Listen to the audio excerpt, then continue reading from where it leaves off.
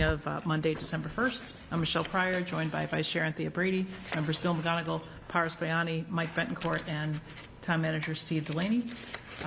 Tonight, we are going to go through the agenda pretty much in the order, although the public hearing on the liquor license, victuals license for Say Stella Cafe Ducali, we will not be taking a vote on this evening, but if people want to give public comment, they certainly can. I'll explain that when we get to that piece of the agenda. We will start with acceptance of donations and the town manager's report. We'll take up public comment, and then we'll give a quick update on that license hearing. So if we want to start with donations, we certainly can. Move that we accept with gratitude a donation of $10,000 from the Cummings Foundation's Make a Difference Dollars program to Winchester Coalition for a Safer Community. Second. All those in favor? Aye. Aye. Great. Move that we accept with gratitude a grant of $86,368 from the Massachusetts Office of Aging and Independence to the Council on Aging for provision of services to older adults. Second. All those in favor? Aye. Aye. Thank you. Okay. Town manager report. Steve, that would be you. Yeah, one appointment, we've appointed a full-time promotional appointment, regular full-time appointment in the Department of Public Works, the water and sewer heavy motor equipment operator, Andrew Malloy from Winchester. Water, sewer, heavy motor equipment operator is the job title, and would respectfully request that the board vote to waive the 15-day appointment period. Move that we waive the 15-day appointment period for DPW water sewer heavy motor equipment operator for Andrew Malloy. Second. All those in favor? Aye. Aye. Great. That's all I have on the general topics. I had information on the state of the town piece that's Yes, elsewhere a little bit later. Yes. elsewhere in your agenda, so I'll leave it at that for the moment. All right. And I'll just, public service announcement, kick off that it's Midnight Madness and Holiday Stroll Week has kicked off. It started at 6 o'clock tonight. There's a lot going on in the town center, carriage rides and events at a bunch of our businesses, so people can get out and support businesses. It's 6 to 10 tonight. Also happening throughout the course of the week. You can pick up flyers or check out the Chamber's website. But there's a lot going on for the holiday season. There'll be some lights on the common happening later in the week. So get out there and see your neighbors and maybe spend some money downtown, which would be great. I like that they call it midnight-ish. Ish, because it's over at 10. It used to go to midnight. Yes, the ish is right. Is Right.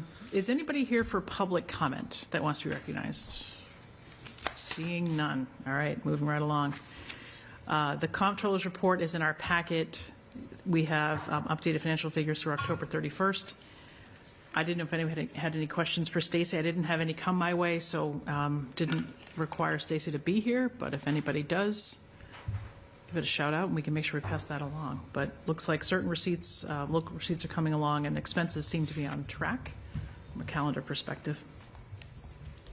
All right. The next up is the public hearing that we had continued to this evening. So there was a question from 2 weeks ago on the ZBA special permit, specifically if that would guide the common victuals license and liquor license given the revised zoning. We are waiting on a written response back from our new town council, whose first day was today. So since that we don't have that, or the board didn't get that before like 3 o'clock this afternoon, we didn't have a chance to actually consume it ourselves or ask questions of town council. So we're going to continue that license topic to our next meeting on December 15th. So if anyone was here for that, apologies, but we're not going to be in a position to vote that this evening. But we do expect to be in a position to vote it again on the 15th. Yes, Bill? Just 2 quick notes on the application that we got. And I'm not sure why we didn't have this last week, but I was looking at it for this week. It says that we must have a copy of the LLC certificate of good standing and corporate vote authorizing business at the location. That wasn't in our packet. And if that is a requirement, then I think we need to make sure the applicant gets it to us. Could you say those again? Certificate of good standing, and what was the second one? If the business is a corporation or LLC, please attach 1, the certificate of good standing from the Secretary of State's office, Yep. and 2, the corporate vote authorizing business at the location. Okay. So it probably is just getting that into our packet. Yeah. To make sure that we check the boxes that are necessary. And we can always vote that conditional on that information, as well. Yeah, but 2 weeks is plenty of time. Or whenever our next meeting is. Yeah, it's probably 30 seconds worth of work, but Exactly. Yep. I also think he had a typo where he stated that he had never previously applied for a license, but we know he has. Okay. We want him to, well, if it's that particular license, I don't know. doesn't say. Yeah. It says you and it says license. Okay. And I wouldn't want to see him caught up at the state review level for something that was inaccurate. Okay. I will work with Jen to communicate that to the applicant tomorrow, and we'll try to get that into our packet. So I would like to continue this sort of public license and hearing to the 15th. We didn't close it 2 weeks ago, so I'm just going to continue it, and it'll be noticed on our agenda, and we can put something out on social media as well. So. Motion to continue the hearing for common victualers, wine and malt and retail packaged goods store licenses for Say Stella LLC doing business as Cafe DuCali at 959 Main Street to our next meeting on December 15th, 2025. Second. Okay, all those in favor? Aye. Aye, Aye. great. Aye. We'll make sure that we let the applicant know. Okay. So then that brings us to our business agenda, and we have some licensing renewals, and then we'll do some interviews for committees and commissions. So the goal is to do all of these licenses as one motion. We don't have those printed out this evening. That's okay. We can make our time and sign those at Town Hall at our next meeting or some point in the next couple of weeks. Move that we renew the licenses as posted under common victualler, food vendor, automatic amusement, sidewalk for commercial use, secondhand motor vehicles, entertainment license, alcoholic beverage license renewals, lodging house, and temporary moorings of floats or rafts. Second. Any discussion on all of these licenses? Steve, I don't know if there's, maybe it's just a heads up for the select board, if there was any stragglers. I know last week Jen was waiting on a couple of licenses to come back in, so I don't know if you're aware of any outstanding. I am not, but I'll double check. There could possibly be another one that comes in our next meeting that we just need to vote. So just, their licenses are valid through the end of the year. So we'll just sign them all on the 15th. We will plan to sign them all on the 15th, and there may be one new one if there's a straggler. There might have only been one or two, and they may well have made it into this packet. I didn't have the inventory. So, okay, we have a motion, we have a second. All those in favor? Aye. Aye. Great. I vote yes, that passes. Okay, so next up is our business agenda. We have 3 new applicants to interview for the Permanent Street Tree Committee. So the way we're going to have this go is we will call up Julia first, then Austin, then Prisetta. We'll call you up one at a time. We'll ask you, we have your applications, so you should assume that we've read them. But we may just ask some questions of you or your interest, and then we are likely not going to deliberate immediately after you interview. We'll probably take that up after we do our water and sewer enterprise fund update, so I would encourage you don't need to stay, but we will plan to make a decision tonight on who's appointed to the committee. So with that, Julia, if you'd like to come up, please do.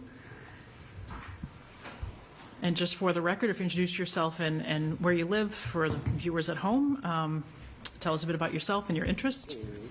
Anything else you want to share about trees or the committee? The floor is yours. Great. My name is Julia Osborne, and I live at 39 Kenwin Road. I've lived there since 1990, so that's 35 years. My background is in science. I hold a master's in ecology. My undergraduate was in biology, especially botany and ecology. My career was in educational publishing, largely developing curricula in science and earth science from K through college, a variety of different curricula, textbooks, and so on. I ran a large department for companies with different names, most recently Prentice Hall, Pearson Prentice Hall, where I ran the science department for a product line there. Since retirement, I've gotten involved more in more hands-on things. I've been interested in sharing my education with others. I've been doing nature and bird walks for Friends of the Fells and working with Winchester Trails. But I've also been interested in maintaining the canopy and the trees of the town. Over the years, I've seen a decline in the health and variety of trees. They don't seem to be being replaced as quickly as they're coming down. And I'd like to really help set a plan and get into action and actually making sure we're maintaining this valuable asset. Okay. Thank you. Any questions for Ms. Osborne? I have a question. I just want to say, going deep into your resume, Ranger Rick was incredibly important to me when I was in elementary school. I had to talk about that for a long time. I just want to say, seeing it just brought back a lot of great memories. Thank you. It's my first job. You did a great job. And the team. I was just young. Thank you. I'll ask a question. It seems like you've done a lot of for science education in terms of really bringing this to younger students. In terms of the Permanent Street Tree Committee, do you have any ideas on how you could incorporate sort of that younger population and engagement? Yeah, we had some trees replaced on our street, all of which died. And I think that the committee could help people when we plant trees near them, educate them on how to maintain them. Like, we can't just plant trees and hope that we need to water them, for example. We can't mound up mulch around them. I see people that get new trees and the mulch is mounded this high. That can kill a tree. So I think it would be helpful to have families work to maintain the trees that are planted near them. We could maybe have educational materials when we plant them to say, this is a young tree, but to help it grow to maturity, we need to water it, and there are simple things you can do. You can get one of those watering bags, I think they're called. I don't see them on the new trees we're planting around town. I'll see and think, it's August and we just planted this tree and it's not going to survive. So I think the kids could do a lot to maintain them, and we could train them why they're valuable. We could talk about activities they could do with them, and I think there's a lot we could do to expand general understanding of the role of trees and how they can help them survive. Thanks. Great. Anything else? No? Okay. Thank you for your interest. Thank you. Okay. And next up, Austin Whitman. Good evening. Hi, everybody. I'm back. Yes, you are. You may recognize me from the last interview I did for the same role. I will be brief on my background. Most notably, I served on the committee for a little bit over a year, up until this past September when the committee was dissolved, and now we're reconstituting it. Had a chance to see both the potential and some of the limitations of how we manage trees in town, and I think came away with a lot of good ideas about how we can turn the tree program into something that really stands at a level that the towns around us have as well. Professionally, I've spent my career working on climate change, clean energy, both in finance, consulting, and nonprofit capacities. I have lived in Winchester for just about 11 years now, and yeah, I'm excited to be back here, excited to potentially rejoin the committee and work on some of the initiatives that we cooked up with David at the helm. And in the realm of education, Anthea, since you asked, we did a presentation during Climate Week about trees, and one of the follow-ups that I got was from a couple of parents who do they run the green team at Lincoln, And I went in and I did a program for the kids to go look at trees, figure out what kind they were, how old they were, and try to guess, well, a couple other facts about trees. And it was great. They went outside, they measured the trees, they used a table, they identified them, and I feel like that was a great example of how the committee can get involved at the school level in, you know, just simply walking around campus and helping kids understand what trees do and why they're valuable. So happy to take questions or share more about my background. Why did the committee dissolve in September? We changed the bylaw, and then I guess there's some procedural rule where we have to get rid of it and then put it back together. The state attorney general approved the bylaw change. We were increasing from 5 to 7 seats on the committee.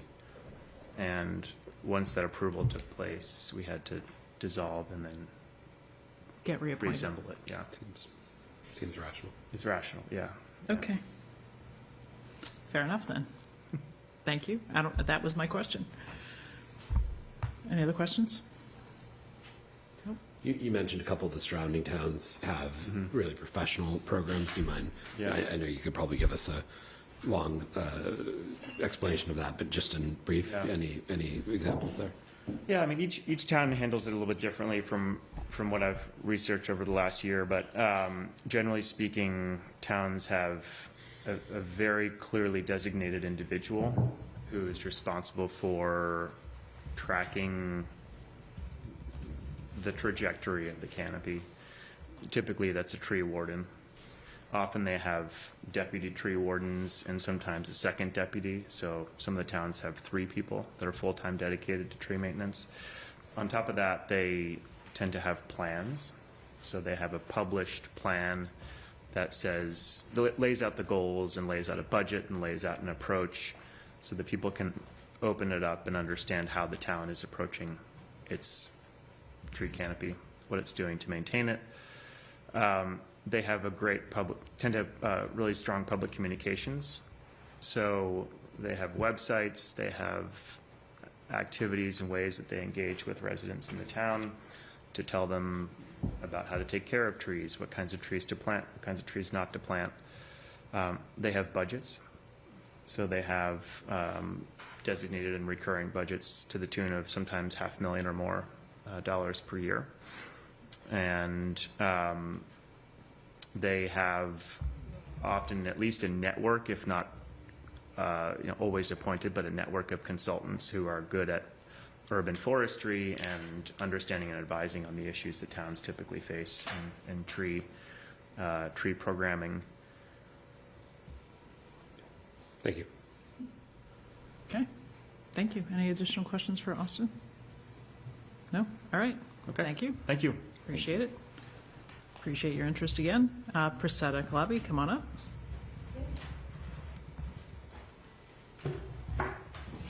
Hi, I'm Priscilla Calabi. I am an ecologist by training and background, and I have done the fast forest in this town, which has gone exceptionally well and has been a great way of reaching out to, we talked to the middle school, we have a high school curriculum based on that, and an Eagle Scout Award and 2 Girl Scout Silver Awards, so it's been a very community kind of putting plants out there on Wrightlock Farm Conservancy property if you haven't seen it yet. So I've done habitat restoration in Massachusetts, New Hampshire, and Vermont for private companies, and I've done some garden design around Winchester for habitat. So I can bring that to the Street Tree Committee. Have a great interest in having there be more trees and including native plants in town. Native is not even mentioned in the mandate for the Street Tree Committee, which was an opportunity that I'm sorry wasn't taken, but maybe that can be changed. So that's what I can bring. I taught at UMass since 2004. I've taught high school. I love teaching. And I've been on some other committees in town trying to keep things as green and literally as well as figuratively as possible. So I hope to join this committee as an at-large member. Okay. Any questions for Priscilla?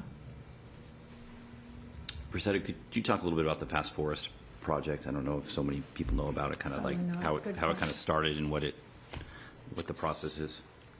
So during COVID, there were a lot of people who were wanting to get outside and do planting, and we spent a couple of years helping people make habitat gardens. And out of that came the realization there were a lot of people who wanted to plant but didn't have the space, or their parents wouldn't let them tear up the front yard and put in native plants or whatever. So it occurred to me that we could do several things at once, which was to plant this Japanese-style forest, which takes only mature forest species and plants them at pretty high densities in supercharged soils so that you get the maximum amount of habitat in the minimum amount of time. We planted September 21st last year.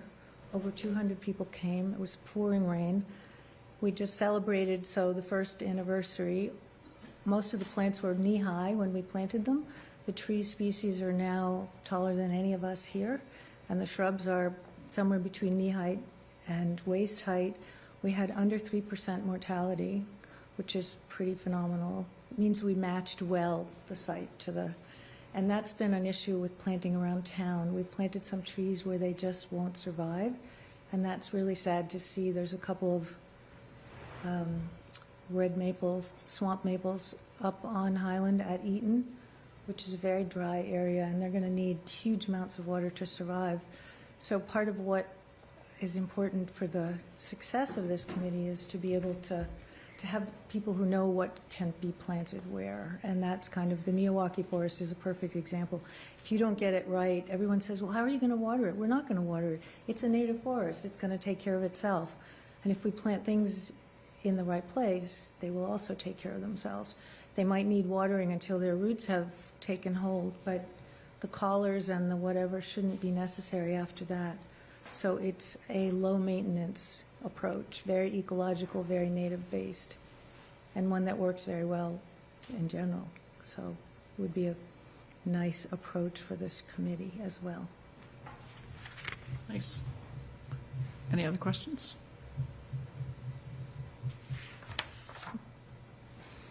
Thank you. Thank you. Okay. So as I mentioned, we want to have Matt and Abrams and our water rates update. I think we'll take up deliberation on appointing the street tree committee, perhaps after we go through the state of the town update, but we'll take it back a little bit later in the meeting. So if you'd like to come on up, we got Dan, Matt, and Bob. We can do some water presentation. I don't know if we need to pull up some slides for you, Matt, but I don't know if we have your presentation on or not. I know we have it in our packets, so Yeah, I have it. perhaps if you want to just I have step a us thumb through it. drive. We could do that, or we could just flip ourselves if you have it. Whatever you put. I mean, I think we all read what was circulated, including the very informative memo. My big takeaway is we had a dry summer, so we're doing better than we expected. We might not have to raise the rate by 10% this coming spring the way we expected before. We might be able to just raise it by 7-point-something%. 3. And other than that, it seems like we're doing good. Is there much more to it? I'm not trying to diminish all your work, don't get me wrong. No, that's a very good summary, I think. If that's it, I personally don't have any questions. So the question I was going to ask Michelle is, what is our exam question tonight? Because is it just to review the analysis? Hold Discussion. on. Let's just at least do introductions, and then you can ask your question. Yeah, sorry. For maybe If there's if Dan and everybody presentation or else. something. Yeah. Well, no, but I was going to ask. Can what at least the let them point of introduce presentation- themselves? Absolutely, but I'm referring to Mike. Okay. My name is Dan Stone King, the Water Operations Manager. I live in Billerica, Mass. Thanks, Dan. Matt Abrahams from the Abrahams Group. Bob Lavoisier, I'm the Director of Public Works. Okay. So I think we will have you do a presentation, but I'm going to let Paris ask a question, and then I think we do want to hear from sort of all the trends and stuff. So go ahead, Paris.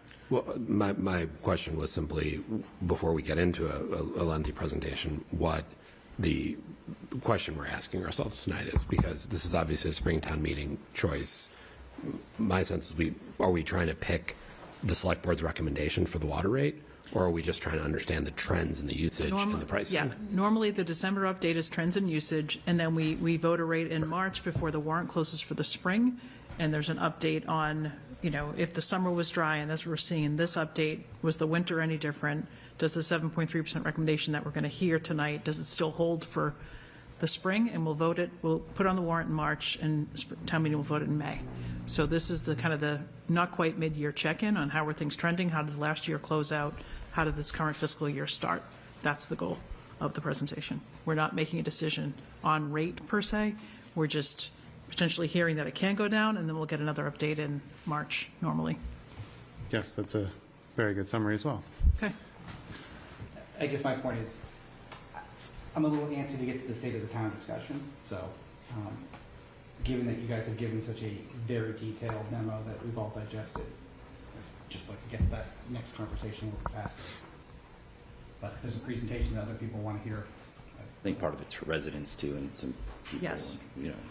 I appreciate that, Bill, but let's let Matt give some highlights of the presentations. And I think I do have a question on retained earning as well. And if we project, how do we think we can get to, our retained earnings, and is it sustainable? So maybe just a couple of those highlights of how the summer started, retained earnings trending, and then I don't know if we have a sense, if Bob or Dan do, like what do we see as the pressures for retained earnings? That could maybe be the March update, but where do we see some of those retained earnings being invested in systems? So high-level performance and a little bit on retained earnings. And then let's see if we have more questions. Okay, so do you want me to run through the slides or just cover the highlights? Maybe highlights of the slides. Okay, Would be great. sure. I can do that.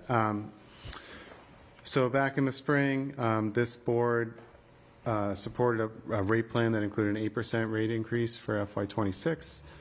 And as this board knows, when we present any type of rate plan, we always include 5 years so you can make a decision looking at future years as well. Town meeting approved that 8% in the spring. Some of the recent actual results, there's a graph there in the slides if you want to look at them. One thing that kind of stuck out to me was that we've alternated years of revenues and expenses, one being greater than the other, and that has a lot to do with weather patterns. I went back through it. There was an alternating wet year, dry year, wet year, dry year for the last 6 years.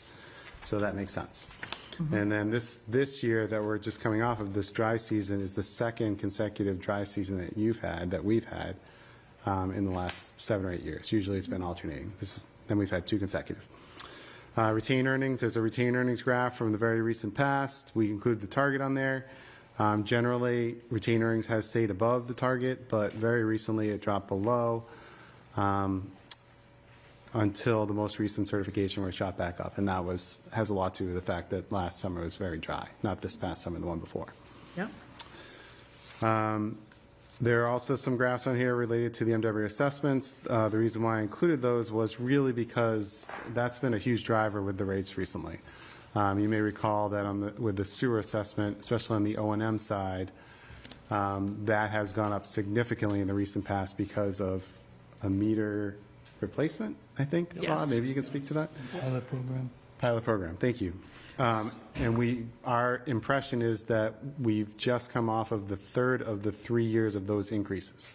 So the next increase, the next assessment, which would be FY27, should be quote unquote normal, meaning we should see a normal change that we saw a few years back rather than these accelerated increases we saw in the recent past. When will we get that assessment? Will that be in January? Will that So be the in preliminary MW assessments come out like right around Valentine's Day. Yep, February. And what's Okay. tricky for, Get the budget in. yeah, what's tricky for DPW is the budgets are due before that. So the MWA piece of the budget is usually a projection, and then the preliminaries come out shortly thereafter. Okay. Okay, in terms of projections, it was already mentioned, but we're coming off of a dry season. Usage was up again even from last year, which was a dry season as well. So this past summer was heavier usage than the summer before. We saw billings for the first 2 quarters well above where it was the prior 2 years. That has a little bit to do with the rate increases, but also has a lot to do with the weather patterns. The user charges revenue for FY '26, the current fiscal year, we're projecting at $8.8 million. That includes this, that does not include the service charge.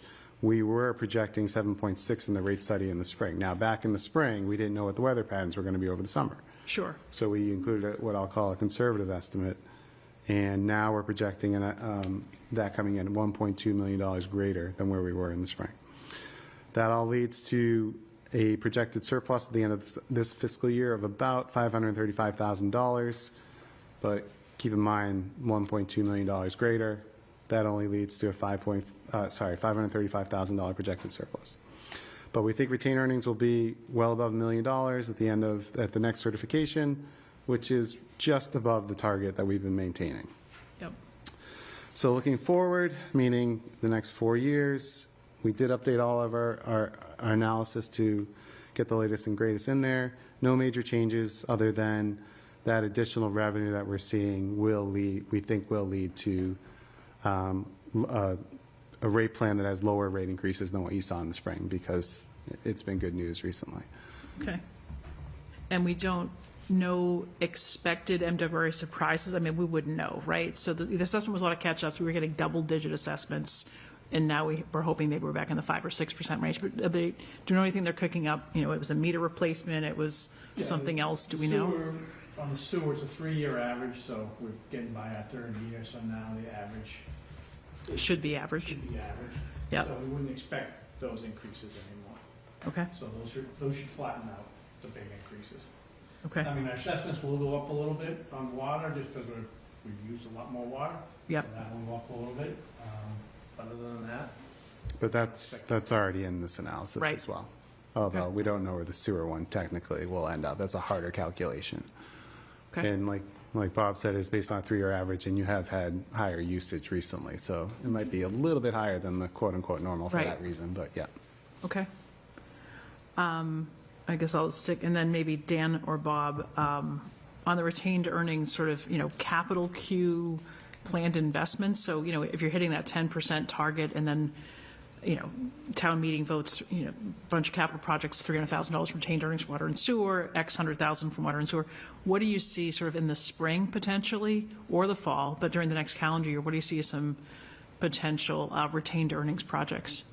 so retained earnings, a lot of the drainage comes out of retained earnings, so the MS4 permitting. Yep. I know Matt was talking about a new permit coming out, so we don't know what the guidelines on those new permits are, so that's kind of something that, we can't really put a good finger on or what the requirement's gonna be. Matt's kind of put in placeholders of what he thinks they're gonna be, and Matt Abrams here has developed that into the assessment here. Other than that, we have our 5-year capital that shows smaller items like vehicle purchases that come out of retained earnings, but all the other bigger projects come out of bonded Yep. Out of 110. capital. Yeah. out of one. So the retained earnings just need to be able to support for the larger items, the 14%. Correct. Yeah. Okay. And water meter replacement, how is that pilot going? We're still working on getting the collector put up. So once the collector is up, then we can really start putting the meters out there. We've only sparingly been putting meters out there because we can't read them right now. So right now, the collector's up. We're just waiting for the solar power to it. And once that's established, then we can really get going. Is there like Eversource, or is there a utility that you're waiting on to get that? So the tank is in the woods up by the reservoir, so the receiver's going on top of the tank, so we have no power to that area. So the cheapest way to do it is put solar at the top of the tank, so that's what we're waiting on, installation of that solar. Yeah, so we have a solar module. We're just waiting for the panels to come in and figure out how to install them, because the batteries weigh about 500 pounds, so we also need to have a way to install that. So once we Okay. have the collector going, we'll be moving right along. Okay. So it's going to be your own self-contained little solar system. Got it. You don't have to do utility runs, because we had some delays on some solar things getting connected with utilities and other equipment on our Lynch project. We had both materials and connections that needed to happen. So this is all you. Yep. Okay. All self-sustaining, yeah. Okay. I think those are my questions. I'll turn it over to anybody else if they have them. The only question I have, and I think you'll need to come back to us on it, is my guess.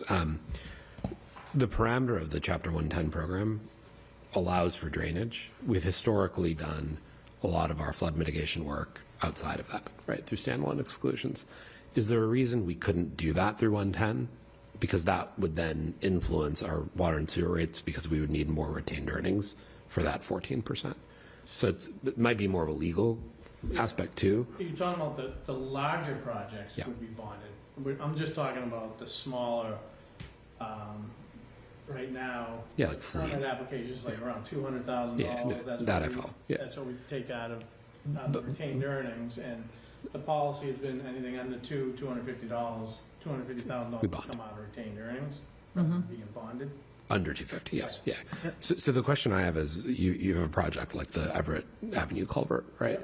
Is there, which we've historically done through CSF or through standalone exclusions, right, like Morocco? Yep. Is there a reason that those projects couldn't be considered part of the drainage infrastructure of the town, put on the 110 program, and then we would just need to find 14% of water and sewer retained earnings to allow us to do that? I think that's a question that would be above us on how they want to fund projects in town. I mean, it doesn't usually come down to our level on how Fair. their funding gets done. But I think that water and sewer have covered or have had drainage projects That's my point. be a part of it in the past. Maybe not all the time, but Right. that has happened before. Right. Yes.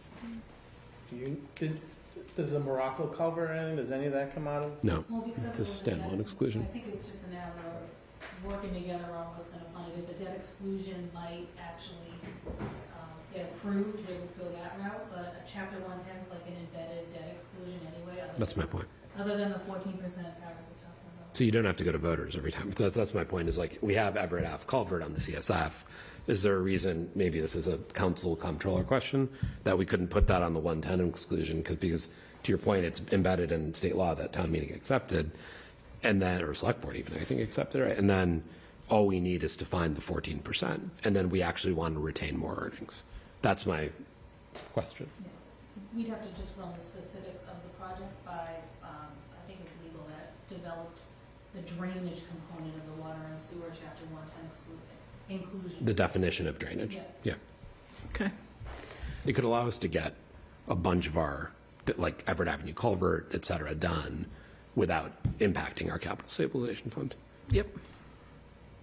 And I think that particular project is, sort of needs a little more design, needs a little more study, but it's probably not that far down the road. Right. So, yep, good question. Thank you. Any other questions? No, I know Bill is anxious to get to the next thing. I think one thing that's helpful, if anybody is watching our meeting instead of shopping in town for Midnightish Madness, is that we'll do a water rate hearing in the spring when we'll sort of go over these rates, and if people have questions, that's also an opportunity for them to sort of ask or weigh in on those questions. I know that one that often comes up is why don't we have, sometimes it's, why do we have water and sewer and I don't have a sewer meter, but why don't we have a separate irrigation rate or process? And I think the short answer of that is, if we did, it's going to sort of increase things across the board. Correct. Anyway. So we have to get so much revenue to pay for our expenses. So we can divide up however we want. If we're gonna do, say, an irrigation meter, you're not paying sewer, now our water rates are gonna go up to offset that cost. So one way or another, people are gonna pay so that we can run the water and sewer department. How we break that up would be a decision of this board. But it's not like they're gonna get any savings. It's just gonna be shifted from water to sewer or sewer to water. And then I think one of the questions I asked before is, are we able at some level to say, like, there's gradated rates, so if you're using a gazillion units of water, then you have a higher rate than if you're in that sort of more average. What we do now, yeah, we have tiered rates. system. But is there sort of a way to get into that a bit? Yeah, we can talk about it. Then. So, yeah, I mean, we can just, what are you looking at? I mean, we do have the 3 tiers now, so. Yeah, we have, so I guess the question is, we have the 3 tiers of, like, you're using, let me think of how I formulated my question before, because I've kind of reminder of, like, just are there ways that we can. Are you asking, are there ways to examine the current tiers and if there's a better way to do it? Is that what you're? Maybe do we add a 4th tier? Just thinking of, you know, so when you next come back to us, would you be able to give us a breakdown of the rates for the past few years so we understand what the increase for folks has been? Because even though this is highly dependent on our water use and the weather, you know, at some point people are like, whoa, we've had pretty big changes in our water bills over time. And so to make sure that we're also, like, looking at that in a bigger picture of understanding what things look like. Okay, I mean, we can show you some of the surrounding towns too, their rates, Yeah. as where. No, and I think that's helpful when Yeah. when we see that. It's just in thinking of what sort of when people come, or should people come to this water rates hearing, which they tend to not, but if they do come, you know, what can we provide in terms of context for what's happening with water and sewer rates, and, like, where we have those rates comparisons to other towns where we're actually, you know, things look fairly reasonable. You know, how do we look at that? We can do that. Okay. Anything else? Matt, last question for you. What would make 7.3%, the recommended FY27 rate, what would make that go up or down? Like by, you know, from 7.3 to 7.8%? What would, between now and March when you come back, what would cause a shift of, let's say, 0.5% in either direction?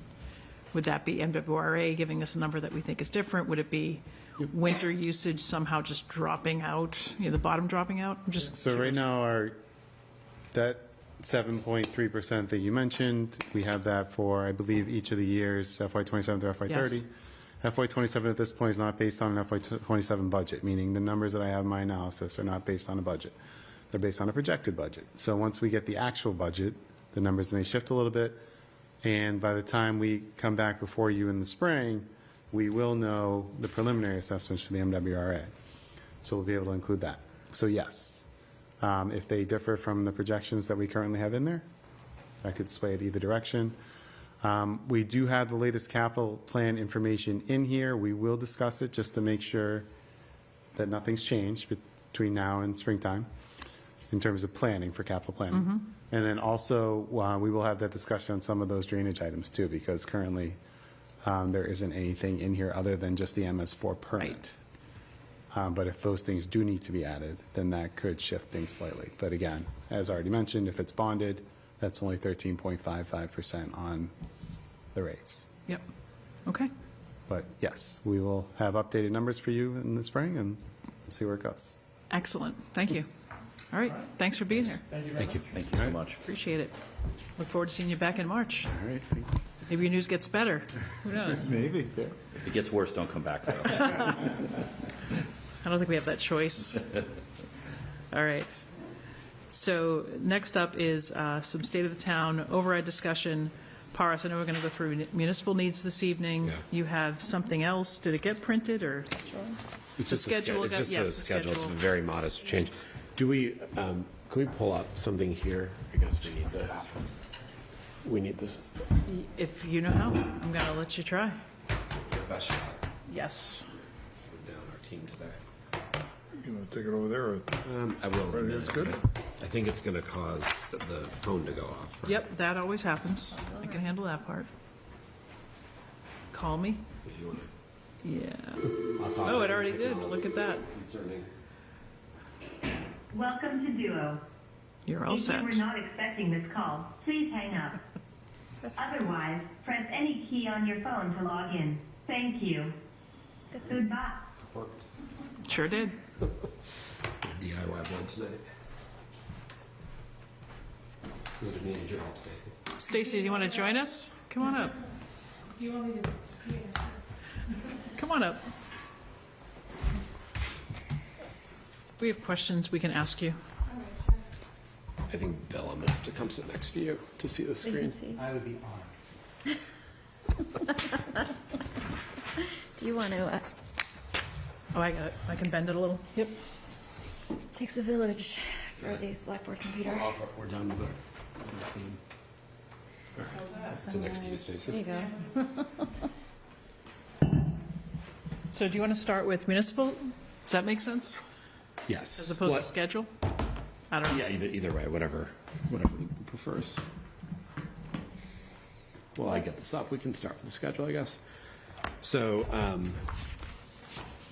so the schedule you have in front of you today is obviously the first. So our goal is to do a review of the municipal needs. So this is both level services and strategic additions, but primarily focused on the latter, because level services is primarily just looking at the trailing, 11-year period of time, and coming up with assumptions for that. So,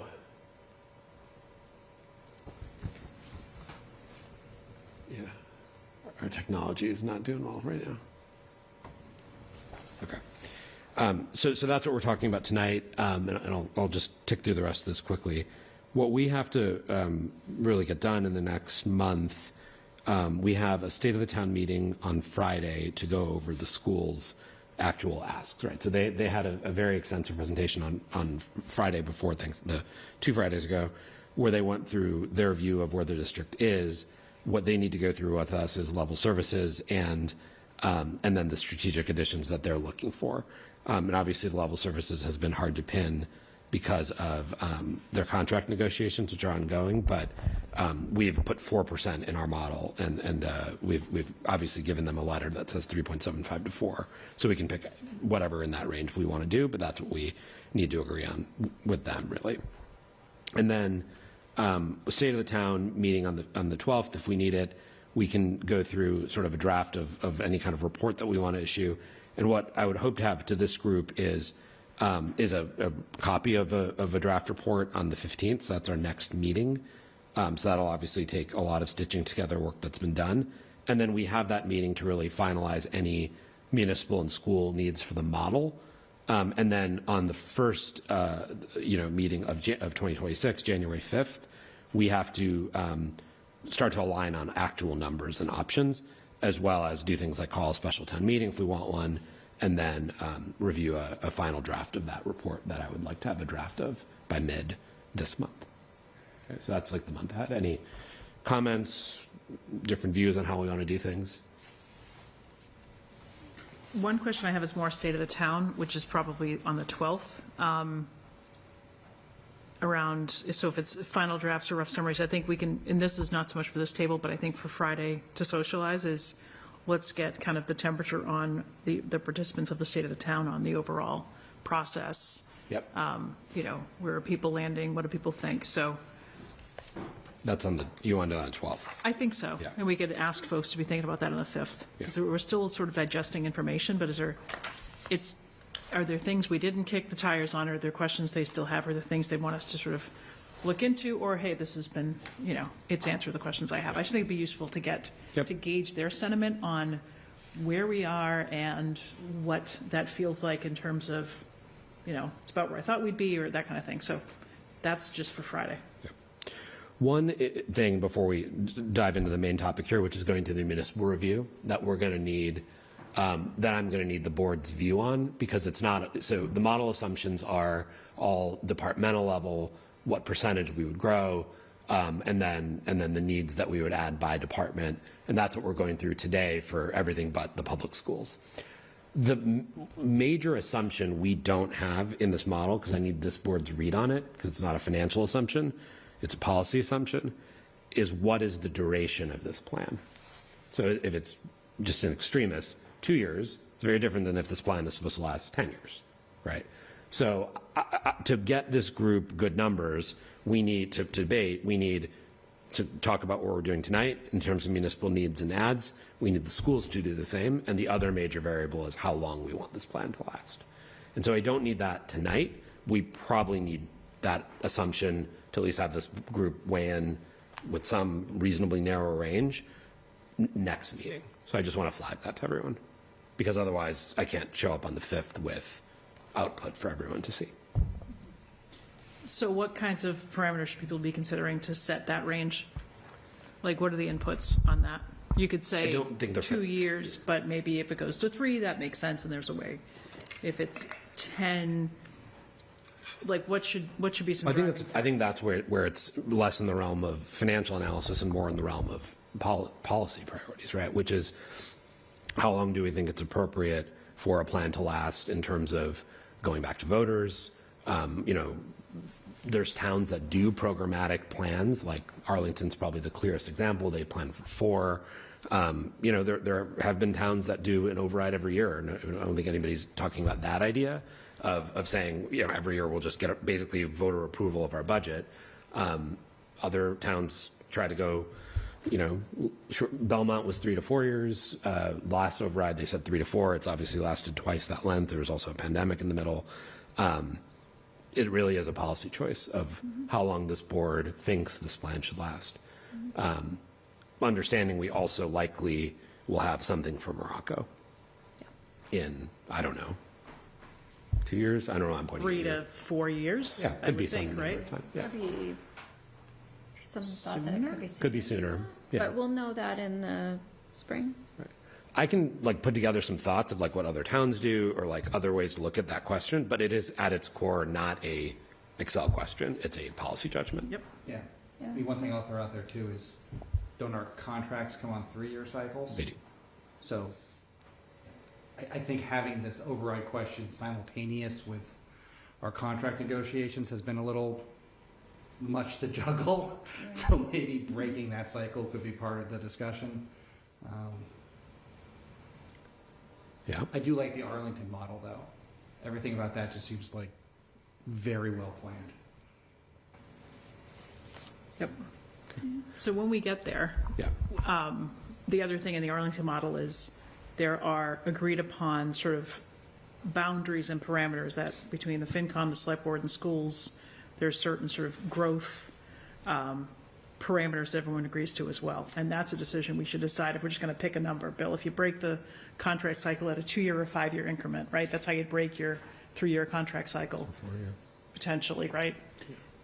Would we say, if it's 2-year cycle, we also, and we said to voters, the next one might be a 3 to 4-year cycle, we want to be able to have predictable growth and predictable spend. Do we want to tackle that policy question as well? And it seems like we ought to, but if we're not ready to tackle that this season, I think it's still a realistic conversation. We can say Arlington has it, but Arlington also has a, break the glass if out of district goes up by this, increase this if there's unanticipated special education costs. They have a lot of, they have a broad target, then they have lots of off ramps to those targets that we have not really discussed the state of the town. We may not have time to get to at this point, but it's a well thought out plan that doesn't just have, it will last 4 years because there are commitments to how much to expect to get, and then how to access additional revenue when health insurance goes up by 14. So that's a longer conversation for the next meeting, but I wonder if it isn't something we shouldn't try to tackle. I agree it's a longer conversation. I will point out turning this model into what you're describing is very easy, because what we have in here is level services, and by the end of this process, some additions that everyone is supposedly agreeing to, right? Or at least the select board and the school committee should be agreeing to. And so to get to where you're describing analytically is actually pretty straightforward. Now, from a policy alignment perspective, maybe more challenging. Exactly. Yeah. So I think maybe that's another thing for the board to consider in the broader scope of how long will it last, is what types of guardrails and off-ramps do we want to put as we're trying to message that or package it. So, okay. Okay, so these are level services numbers, again, minus WPS. The rest of them are pretty well founded on our historical experience. You know, health insurance is something that we obviously have a larger number in, but we have virtually no control over. We have, we can pass along certain, what do you say? Yeah, It's probably low. Probably low. yeah. Okay, well, Well, I'm just- let's get through it then. Okay, so general government, library, so basically all the government, general government areas grow at a number between 3 and 4%. And we could talk about bringing, you know, maybe these down a tad, you know, some of them are a little bit closer to 4 than to 3. But this is what our municipal side here have largely grown at. Police, fire, DPW, and town hall staff over the trailing 11-year period of time. Now, there has been a net add or two, for example, an assistant fire chief, but this is just taking a reverse look at what these departments have grown at. These are strictly actuals. We're not comparing like the budget growth from 25 to 26 in there. This is like an 11-year trailing actual, rounded okay. off to the nearest 0.25%. Yeah. And again, it's not to say not a single new employee was added, right? There's been the deputy HR director, a deputy IT. There's been a handful of really obvious holes, which you could try to back out. They're probably going to shave 0.25% off of a couple of these numbers. So if anybody has a view there, we can move on otherwise. And then energy is sort of something we don't control. Health insurance, something we don't control. What we have done, and this is the way, you know, Stacy and Beth have built the model, which we've been using since the 2019 override, OPEB and then pension, which is here, together grow at sort of 4.5 to 4.75. And so we will obviously allocate between those two as the pension gets paid off. Money will go into OPEB, but these figures all kind of grow in tandem at that rate. This is, to be clear, not enough money to get OPEB funded either. So OPEB never funds at this level. So we can increase that, but that's an assumption as well. Any reactions to these? Should we grow the OPEB one? Can I just Yeah, ask, OPEB is here, it's 5%. on sorry. row 40, for other benefits, under austerity, why is that higher? Yeah, it's a good question. It's higher because you lay off employees. Because why? You lay off You lay off employees. employees, so they have, okay. So unemployment. Unemployment spikes. Thank you. Medicare might drop though, but probably at a lower rate. Yeah. I mean, it's not a big number, but Yeah. that is why that happens. You pay severance and you pay unemployment. So can you define austerity? Austerity is a back solve. So the way that works is in the model, what happens is that we grow the budget at just the 2.5%. And this is a very general allocation because we need to solve this with the school committee. What happens is we have to say, okay, so if the budget needs to be cut back because the budget's only growing at 3.25%, between the Prop 2.5 plus new growth, what cuts do we have to make in order to maintain the level budget, the level budget plus the 3.125, compared to what our trend is? So it takes the level services, and then it takes what our budget would actually, our revenue would actually be, and then it takes the delta. So then where you have on the previous, like further up, where you're growing at 3.5, 3.7, which is just around your 3.8. Correct. It would be no change, right? It would be barely a change because you're Correct. kind of at the target. Because the thing is, you have to get this entire row, this entire column, which has a 10%, which Stacey just said is low for health insurance, and everything else. And Winchester's public schools have grown, as we talked about at State of the Town, more like mid-5s in recent years on level services. You have to get all that down to about 3.125 to balance the budget. Is 3.125 about the right average, Stacy? 3.8? 3.125. Year-to-year growth? I always thought it was more like Oh, sorry, 3.5. sorry. It's not. It's 3.75. I'm sorry. 3.74 So just, with new growth. Yeah. I concur with Stacy that the health insurance is probably low for this, A knowing little scared. what has happened. No, this is the number that hits our budget. So if there's any additional cost sharing with the employees, the 10 is net of that, to be clear. Yeah, we were, Probably still low. That also But then has to be, Has to be bargained, Bargain. notified. yeah, I mean, I would just feel that that's probably gonna be higher than that for Okay. health insurance. And then, I know, I would anticipate that level services for schools is gonna be above 4. I don't recall when the last time it was below 4 was. I mean, they just had a, 7 ask, and they got down to 6.7 or 6.5 for 26. You're talking about their union negotiations? No, I'm just talking about their budget growth from last year. Year over year. 26. Yeah, but that wasn't level. That was with some additions. But I mean, certainly when they came in and did the whole walkthrough, this was, I don't know, 6 weeks ago, I think the number we got to was sort of in the mid-5s, right, for what they've grown out over the last 4 years. And that includes their contract negotiation increases? The last contract? The one that they're settling now? No. Okay, No. so that's, No, that was through this year, right?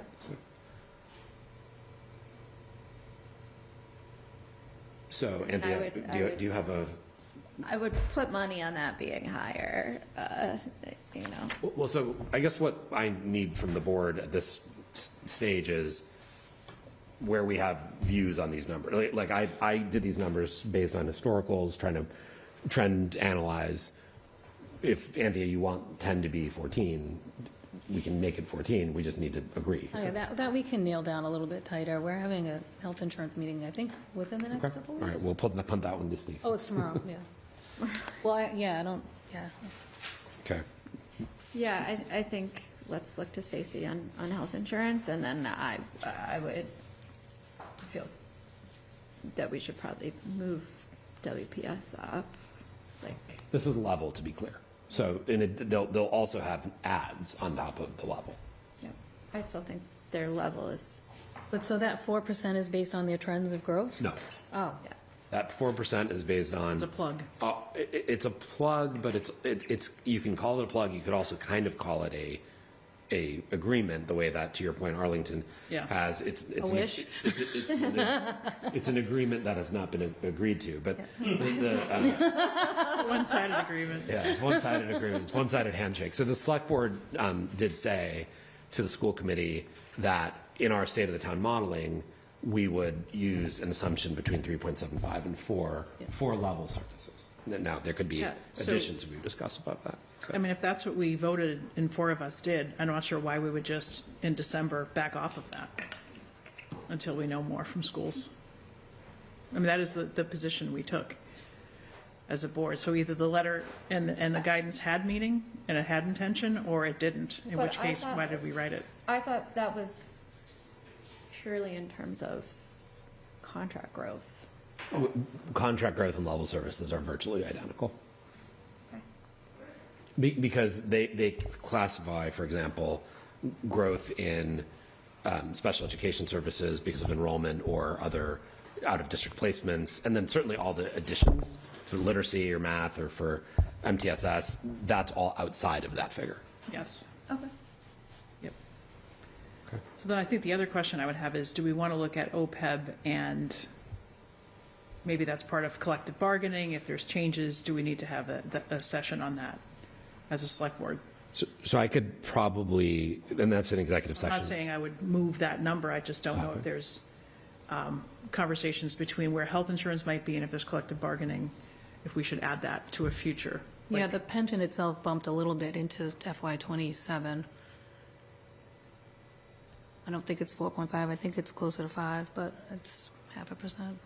Okay. But for 1 year or in perpetuity? No, just, well, if you're going to combine Yeah. pension and OPEB, I think they're both around 5. Okay.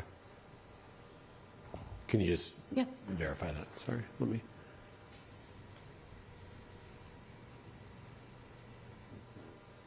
But Michelle, I think the question is, does this board want to have a discussion about OPEB, right? Because Yep. that one's the pension's not in our control.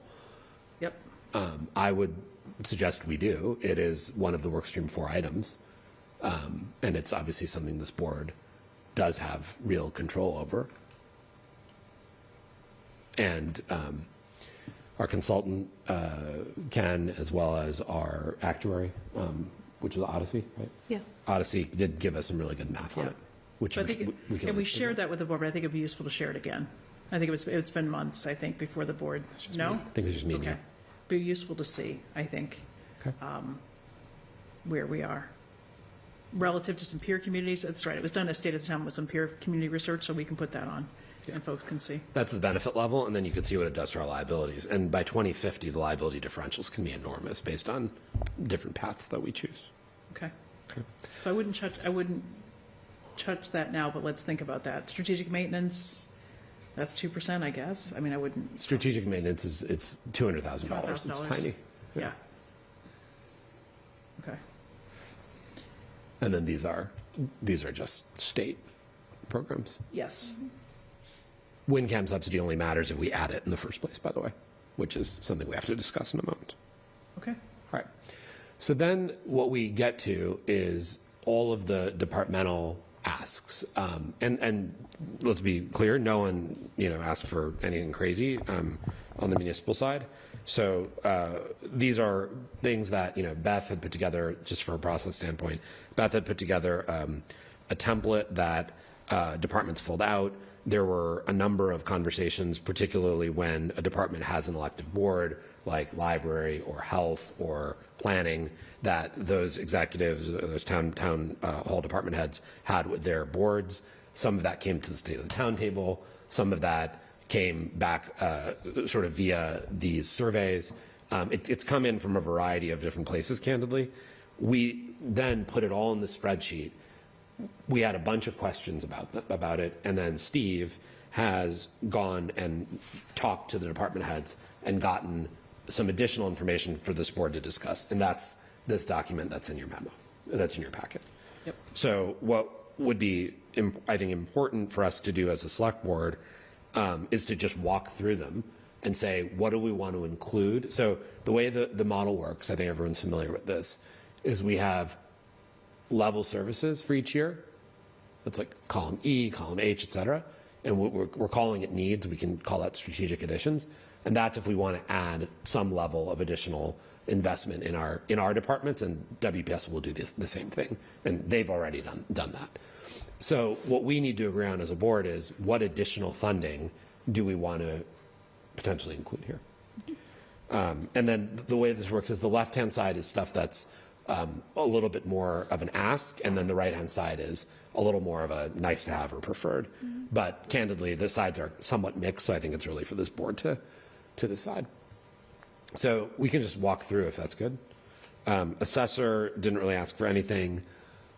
Building department, they didn't have anything on the sort of hard asks side, if you will, but they did say they have, and you can see this in your memo this is like the reading guide to the Excel. They have 3 people going from 25 to 40. Question we asked them back is this assuming a permanent increase in work? And you can read our building commissioner's answer. He provided us a few paragraphs of why he thinks these are necessary additions. It wouldn't be anything in the first year, but then it would be an additional $86,000 in year 2 and 3, and then that would be a perpetual add to our budget. So basically, we would re-rate them all to full-time, 3 people who are already benefits eligible, and then that would cost the town $86,000, and that would go into our budget on a go-forward basis.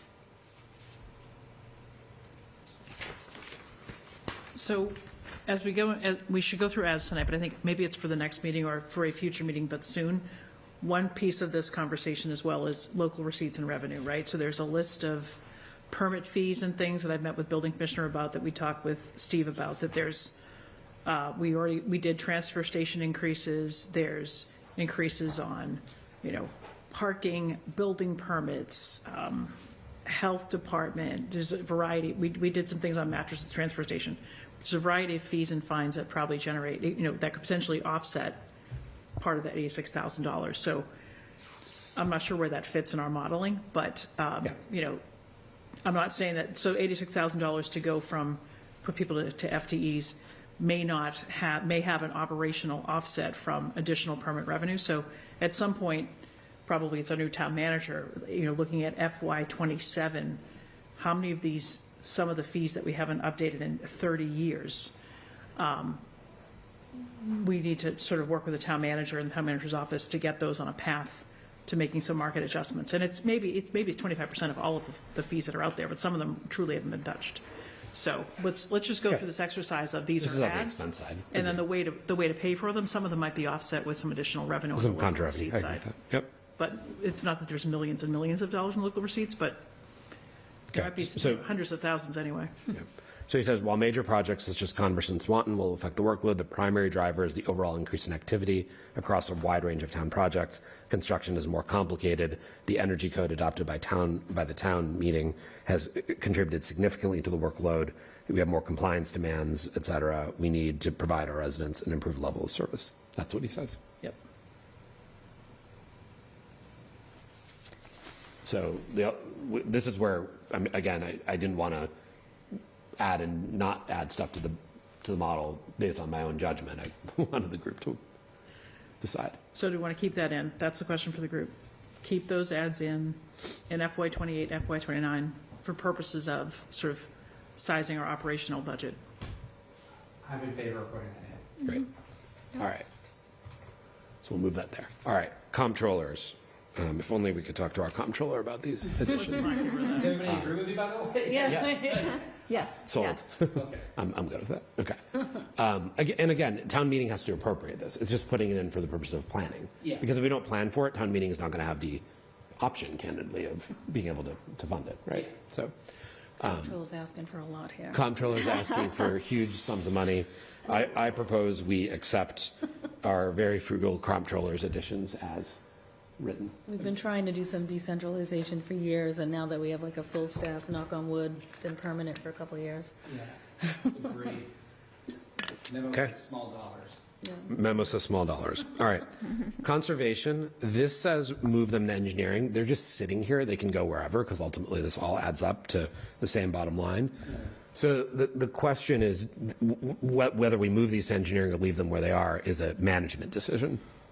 But the question is, do we want to include these line items? So there's money for wedge and winter pond aeration, electricity, controlling the invasive species, some work in Mill Pond and Judkins Pond, and then conservation area maintenance, which they're all small, but then they add up to $99,000. What is the $40,000 item there? Is that wrapped? Thank you. Mill and Judkins Pond, landscaping and invasive control. It's basically all the same thing for the 4 ponds. Are these all annual costs that will? Yeah, that's- These are recurring. These are recurring. Okay. It's because it has the text at the top and not in the center. So Steve's memo says recurring relates, they're likely recurring, but not necessarily on a yearly basis. But we don't have information as to frequency, was what Steve's response was on this. Almost, if that's the case, they're more like articles that can roll, but, I mean, to build it in somehow, somewhere is good.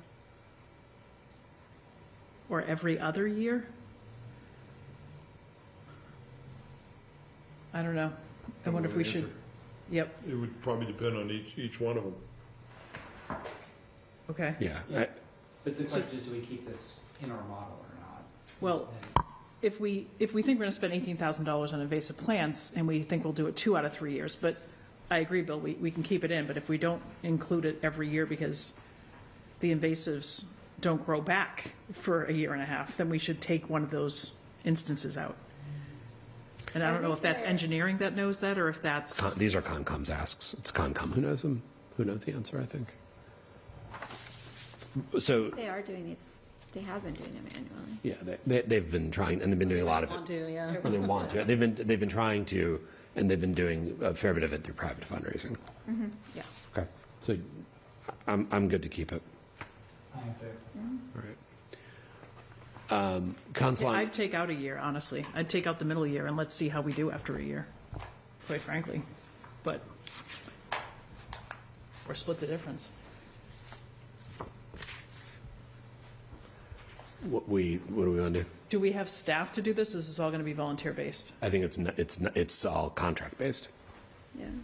This is, They hire contractors? they do testing and they put in some, I don't know what, some product that manages the invasive species that are Correct. on the ponds. That we have, I mean, we get a memo about this whenever. The engineering department hires It's a usually like the contractor. Friends of I Wet think it's the Pond send it to conservation us.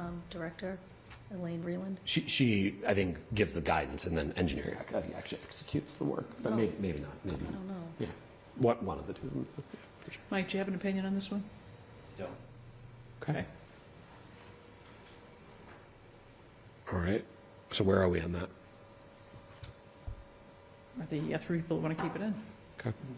I'd, right. I'd take out a middle year. All right. Council on Aging, Michelle, you're the one who spoke to them. Yes. Our comment is seems good in the memo. I think I read that in fairness. The but, only thing on this is the ESL instruction is a 1-year cost, so we need to, I know it doesn't roll into the model. It's a 1-year cost based on a grant expiring. We expect that to be covered by the Jenks, so that's just for, the recurring costs are part-time driver, per diem driver, and potentially some lease negotiations happening with the Senior Association. So it's really a $57,000 a year kind of ongoing, and that lease could go maybe up slightly, but the big number of $52,000 is sort of, it's a bridge funding for an instructor for a period of time, so. Okay. So but you want to, so there's a few things like this here and in the planning department budget that are one-time, but probably free cash uses because they're not capital eligible. So that's how you would think about this. Yes. Can I also add, they're gonna kill me for this, but they also have a lot of other money they could use for this one-time stuff. They've got gifts, they've got grants, so that's just part of the conversation I would add. Yep. Like, So how this- else could they fund it aside from using the general fund revenue? I think there is an expectation to use some grant funding of their own money to do this. This was what they think the gap is. Oh, Okay. Because it's a Cummings grant that's going to expire, and they're going to try to float some of it until it can be re-upped. So, but that's a fair question. I think that our, go ahead, Anthony, I'm sorry. No, I'm just asking if we have a mechanism in the spreadsheet to move that to potentially a free cash Yes. request versus. I mean, the mechanism is me moving it down to the bottom where it says free cash, but yes. I might suggest we exercise Yeah, that so, mechanism. so for COA and planning, the question for the board is, do you want to fund it? I'll move one-time expenses to their own item at the end. It will not be built into the base of the budget, which is what you're saying. Yeah, I mean, I think that's a reasonable way to do it. Someone will have to present it at town meeting, which is, you know. But again, the question tonight is, do people like the set of numbers? So there's the drivers, there's the lease, and then there's the one-time ESL cost. The numbers make sense to me, and moving the ESL to a free cash Yeah. one-time purchase also makes sense to me. Yep. Okay. I think what's the that, actual lease for? Sorry. so the lease, It's a very good question. No, No, it's the building. You should, no, I think the Oh, lease needs to see some movement between now and, I don't know, January, February, to actually think there's an FY27 number we need to budget for, and see how far those lease conversations go. So it could be that we could be paying leases starting July 1, starting the start of the next fiscal year. We could be starting it later, so I would keep it in.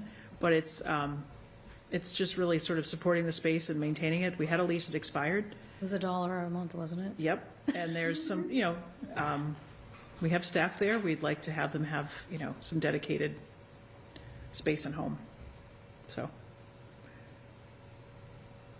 Okay. DPW facilities, I think we've verified that this is complete. Oh, yeah, that was just voted. This was just voted on. So all we're doing there is making sure it goes into the multi-year budget outlook. There's nothing to actually discuss unless we want to undo the town meeting vote that just occurred. Or try to undo the town meeting vote. That was our article, so it would be strange. This one's easier to talk about first, Assistant Facilities Manager. Steve, I don't know if you want to provide any of that It's voiceover. in part, a part of a succession program plan within that department. And given the breadth of what this position is responsible for, it makes sense from a programmatic and operational point of view to plan it this way.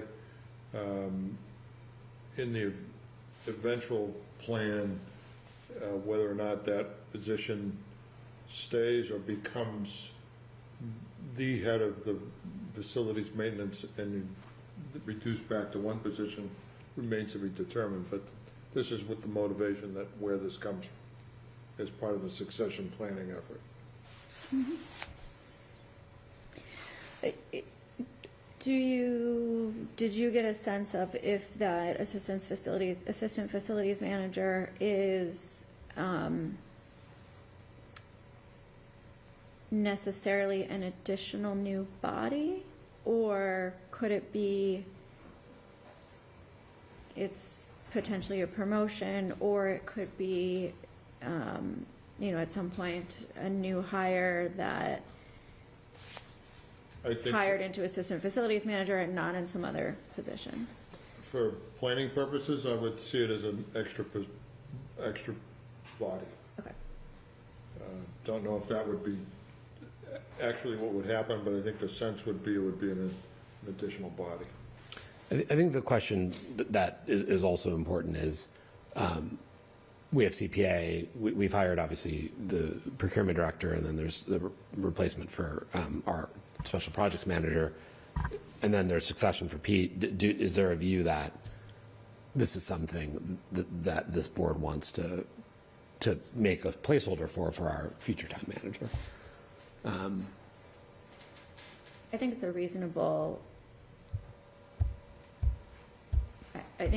reasonable position to intend to have within the next few years.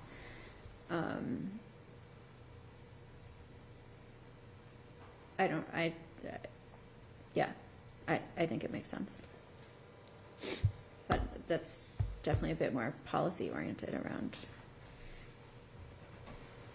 budget.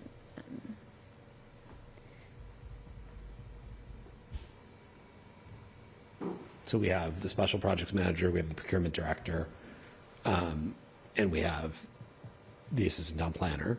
We also have assistant town manager, I'm sorry. And then we also have the DPW director, and they implement a ton of our capital plan and engineering. They implement a ton of our capital plan, CPA, et cetera. So again, town meeting has to fund it, town manager has to ask for it. The question is, do we want to budget for it? So I would say budgeting for it in those 28, 29 makes sense, and potentially it's budgeting for half of it in, depending on hiring, we'd never really know too what that looks like. You're gonna get in trouble, you have a merge cell there, and Excel will not be happy about it. All right. Yours are better than mine, Anthea. All right, assistant facilities manager, Bill, do you want to keep it, or? It makes sense to me to add it into the budget with the idea that it's something that, has to go before town meeting and everything else. I think that we all know that we've been stretched thin in this regard, and we've had some difficulties having a lack of succession planning. So if this allows us to better manage the growth in projects that we're hoping to see through the CPA and otherwise, and avoid the problems we've had with the lack of succession, it's an option we should create for ourselves. Okay. This doesn't chain us to doing it again, as you've said, Doris. Not at all. But we will never do it if we don't plan for it. Or we don't plan for the opportunity to do it. Yeah. Okay. And the other thing is as our infrastructure is aging. Yeah. One, as our infrastructure is aging, it's going to need more support. Two, as we do things like, as we have new buildings, there's going to be different technology needs for those buildings that, you know, might require someone with specific knowledge of, you know, whatever, some emerging solar, you know, whatnot. So just like considerations of how that could be important. The next one is the tree program. These numbers are not, I would not like attach to these at all. I think the view we've gotten from the tree, from the tree committee, which I'm the liaison to, is we need a tree program that is professionalized. They need to come back to us if we're open to including staff money and a planting budget with what they think is realistic to help stabilize the canopy. Look, I mean, I don't think they're going to come back with the Arlington program, which is north of $500,000. These are placeholder figures. So the question tonight for the board, I think for both health and trees and potentially something else, but at least those two, is do we want them to try to come back to us with a number? Do we want to give them that policy directive? They are an advisory body to us, after all. Yes. So I appreciate Arlington's $500,000, that's $400,000. I would not, I could like delete the numbers. I wouldn't index on what these numbers say. Yeah. I mean, the question is, do we want the chair, who they have an interim chair on a Yep. board that doesn't have a quorum, which is why our vote tonight actually kind of brings that body back into existence. I know they've talked about these concepts before, but they've never actually like sat down and debated it and then come back to us with a view on what a professional program looks like. The question for this board is not to accept these numbers, which are based on very little, I think. It's, do we want to tell, Bill's already said yes, but do we want to tell them to come to us with numbers? numbers and goals, I think would be useful. Numbers and goals, yeah. Right? Like, what are they doing? Yeah. And I think how it's like does, a how does strategy. tree maintenance, like, I understand planting and I understand the story about the trees on Kenwyn died, but what is it about maintenance and removal that DPW isn't doing now? Like, what's the maintenance and removal gap that this solves? Planting, I get it. There's no tree, here's a tree. That I can understand, there's a net add. But what is the maintenance and renewal need that we see, you know, doubling, you know, over time? So it's the plan, or the goal, not just the money, but what are we hoping to accomplish here? I think I understand what a warden does, but is the warden, it's half-time, then it's full-time, what are their duties? Yeah. So I'm going to say, do we want to come back with something goals, approach, and funding? That's the ask, right? Yeah, I think that makes sense to ask them to come back with something. I think also, like, do we give them a target of, like, initial to partial to full implementation? So, you know, come back with goals, approach, and funding that sees, like, full implementation of this program 5 years from now and build up. Yeah. You know, initial in FY '28 and build throughout, because, Okay. you know, there just could be some, So like one goal could be like stabilize the canopy now, and then they could be versions of that, of how do you, like, that's what you're asking for, options? yeah, I think so. I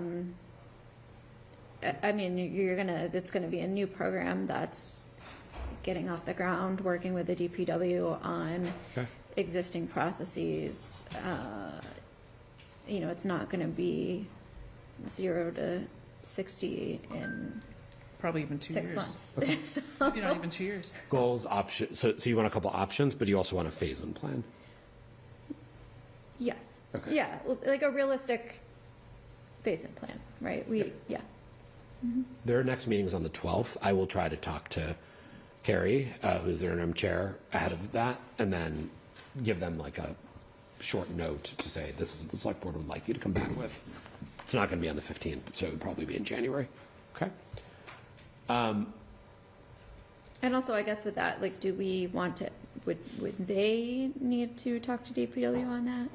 Who's gonna coordinate trees with what is actually realistic from a Yeah, they departmental need to, I perspective? think. They have to. Yeah. And it could be, this lives in DPW, it could be it's administered by contractors. Like, it's in DPW now, but, because that's where it currently is. And the DPW director is the tree warden, as you can see in the bottom of They've got page the 2 of the trucks. memo. They have the trucks, but also just by Winchester Forestry bylaw. Division.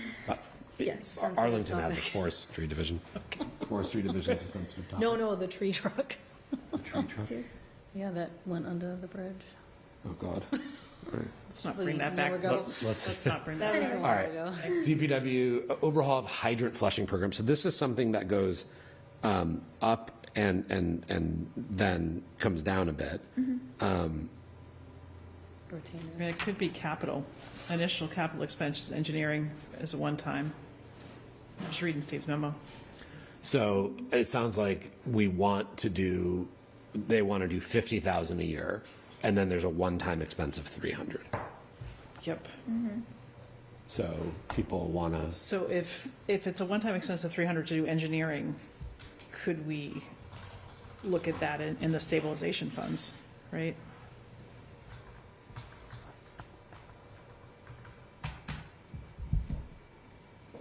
Yeah, or free cash, but like it Or retained earnings, for water and sewer. Yeah, right. Okay. Right? So maybe it doesn't need, maybe it moves to that below the line wherever you're putting those other things. Okay.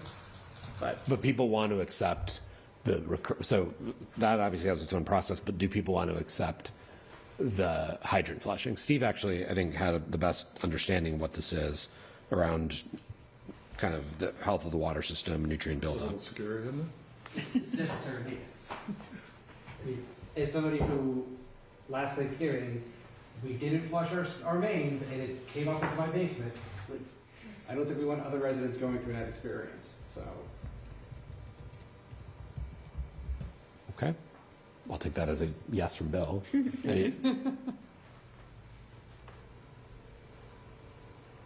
So this is the 50.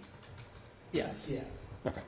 and I like the idea of breaking off the 300 and maybe addressing that through stabilization. Some one time. Free cash, or some other one time. Retained earnings. Retained earnings, hospital gift fund, I don't care.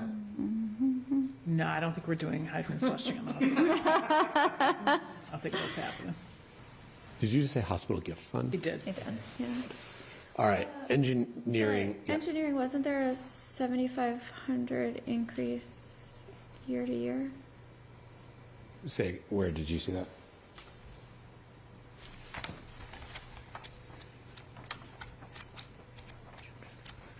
I talked to Matt about it.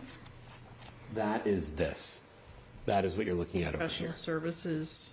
It's here. Sorry. Oh, It's thank you. not pushed Yep. out. Yes. Good eye, Anthea.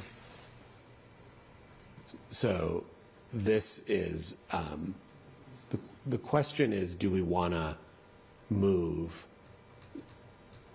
some of this together? And Michelle, I think you had that view of Oh, is that some of the what it is? online professional services should all sit together Yep. Online bill pay. under treasurer. That's the So comment. the online parking permit processing, I think seemed like that was something moving along and simplified. The $7,500 is not Yep. specific to the online permitting. That's the $7,500 is professional services. Okay. Professional services do something else? Give me a second. Yeah, it's that, so that and it's additional professional services funding due to increased cost of services, Oh, period. so this is Transition to online professional parking, yeah, service fee increases. That's what you're saying. Increased cost of services. yep, I think it literally should end, the sentence should end correct. here. yes. That's why it's so confusing. Okay. That's why it's confusing. All right, so Andy, you're the one who talked to him. Do you want to share what this is? The only comment we have is to standardize this as part of the treasurer, which is fine, we can move it, but the question is, should we include the number? I think that no to can professional services move to an online bill pay category under the treasurer because that wasn't $7,500 for online bill pay. I believe the online bill pay was, let me get to the right page. But that's treasurer. So the question on engineering is, this is just This is just Actual engineering firms need a little more. increase in the cost of professional services that he's been, Outsourced Dealing engineering, okay. Is Yeah. that what that is? Okay. yeah, Like hiring GIS PHB, things, okay. yeah, Yeah, like that BHB is a good example, I think. GIS data system, Tool. he said I it think that's could be CSM. even an even bigger increase if possible. The online parking permits was a very low cost to implement, Okay. so it was not. So these are small, I Period, end assume we have to sentence take made a them. lot of sense.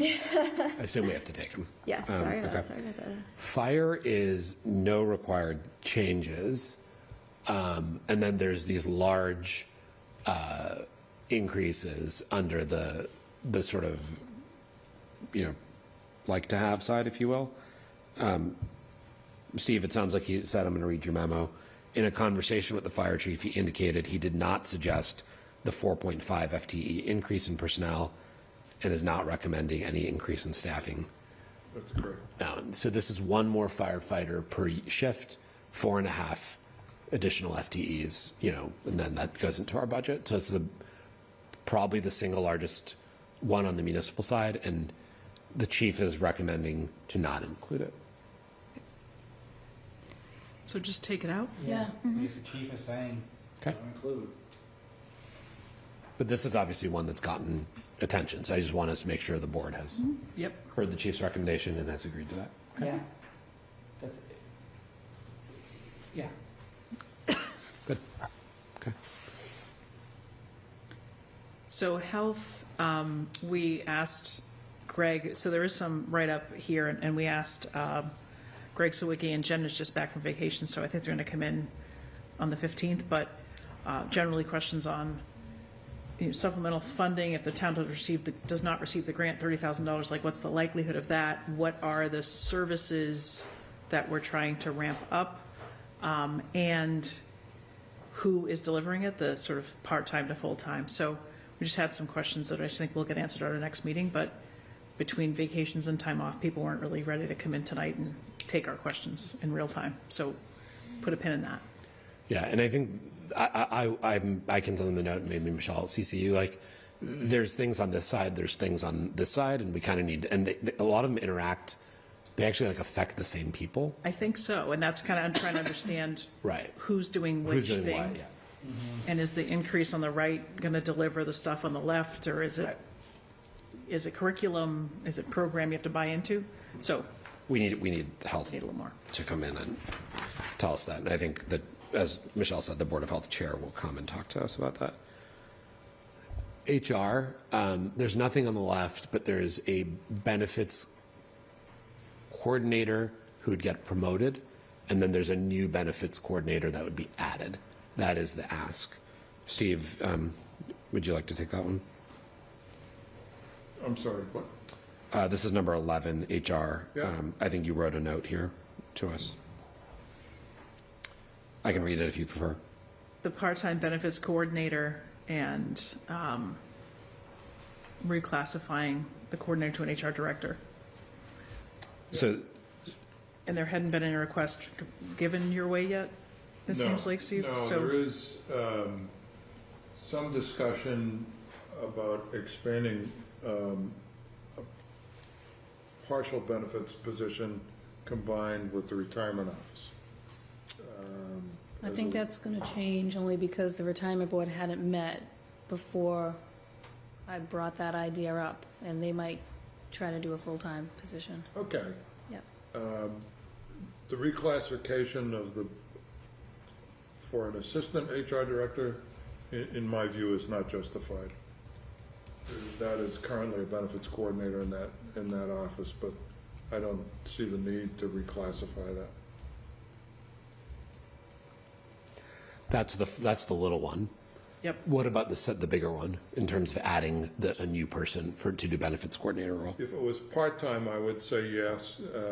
Full-time, I don't think it's necessary. Do you want us to include anything for it, or should we take the whole thing out? I would include half. I think the scope of what needs there are two people in that office presently. and given the benefits management for everyone, including the schools, there is quite a workload. Is it necessary to do another full-time position? I tend to shy away from adding full-time jobs if I can. So I would see it as a part-time or half-time. Okay. Okay. So, That's Steve's recommendation. What does the board think? Yeah. yeah, is that also the request? Because your comment is that there's a request from the HR department for a part-time benefits coordinator. In the budget there is, yes. Yep. And that's why I was just, that didn't, that came from somewhere else in my comment. Okay, no, that clears it up. Okay. Yep. We're all on the same page now. Thank Yep. you. And there was an idea that this benefits half person would be split with the retirement board, having a half position too, but I don't think that'll work. Okay. Okay. Defer. This is cybersecurity, basically. Sounds like Anthony knows what this is. The rest of us had to Google it. Something, incident response. Digital forensics and incident response. Yeah. So Steve tracked down the information. This one, it's in the memo. If people want to read it. Or if, This seems like it's a as needed, or is it a retainer? It sounds like it's a retainer. Yeah. retainer. It's about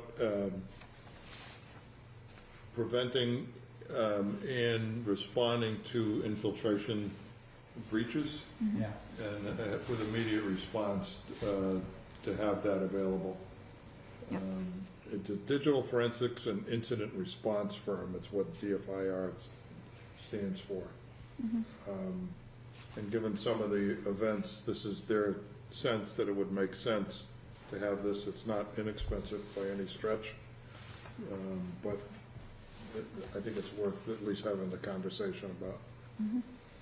So to me, I mean, when I read this comment, and I did a bit of research on it, it did seem like these comments were pretty much spot on with what people say about defer firms, but it says, there's tremendous value in having a defer firm. With the firm's assistance, we can prevent an attacker from infiltrating our systems, preventing our network from being controlled by an attacker, our data being stolen, held for ransom, or other malicious intent. If the attacker can penetrate our system, the firm will work with us to remove the attacker. They're available 24/7, 365. To me, it's just good risk management. Yep. So I'm in favor of that one. I think recently too, a lot of municipalities have been hit because they tend to have the weakest. Big least targets. updated systems, so. So I mean, Littleton wound up on 60 Minutes, for God's sakes. the ferry to Martha's Vineyard or something. No, Littleton, Mass, Ransomware. with their water got hacked by Yeah, that's right. Too. Chinese hackers. Yeah. Okay. I was like, Lowell had a huge one. They had to get all new computers for the whole entire city. It's nuts. A couple of years ago. seems like a Yeah. small investment. I would just want to make sure we're getting a quality firm. If that's 40,000 means we spend 52,000 for someone who's done Totally. more somewhere else. I'm not saying we want to overpay, but I want to make sure it's competent and that's what we need. So, because the risk is real. We're holding it for Matt to bring forward the recommendation, Matt Griffin in this Yep. case, to town manager's office to include. Right? We're holding a spot for him, and town meeting, of course, has to fund. This isn't even a budget item, so I'm just going to delete that. Yeah, so this is You want me to keep it? No. This context for this is there appears to be a push to be switching municipalities' websites to .gov. When that will truly transpire seems to be unknown.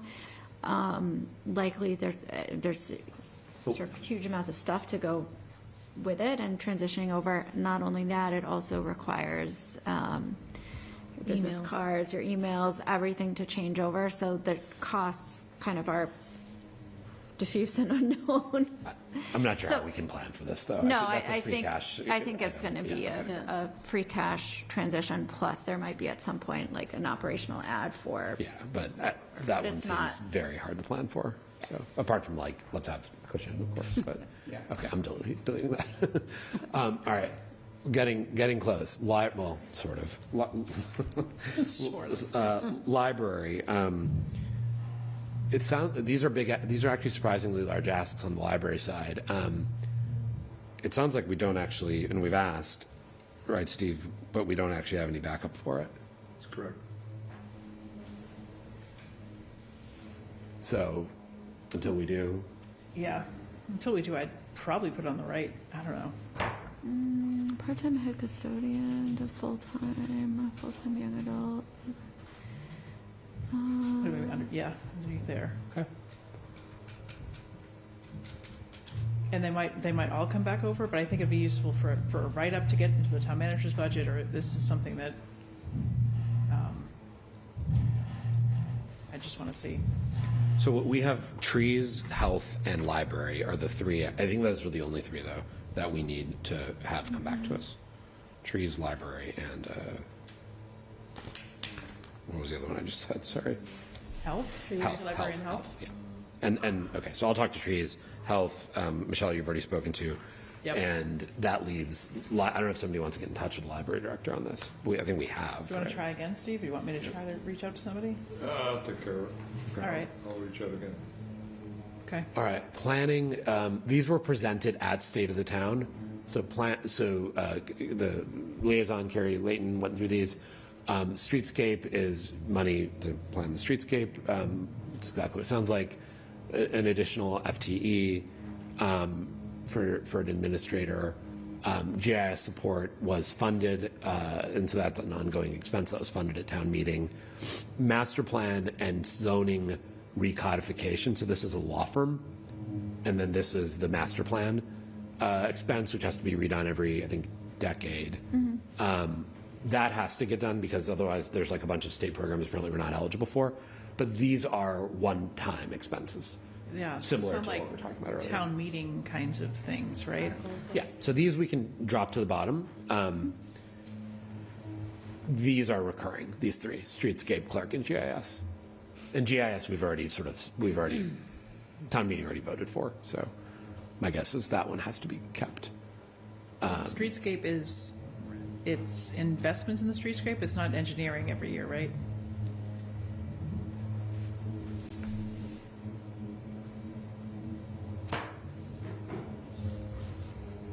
You did provide a good explanation.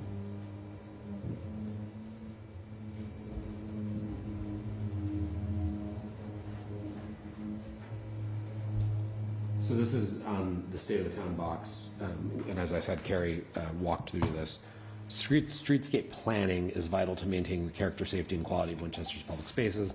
The planning board retains oversight and authority over public realm improvements within its jurisdiction. Initial costs would support consulting or part-time assistance with gradual increases over time to provide sustained staffing or professional services as needs expand.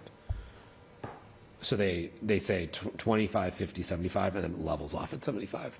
So it's like it does not keep professional growing. services consulting-ish. Correct.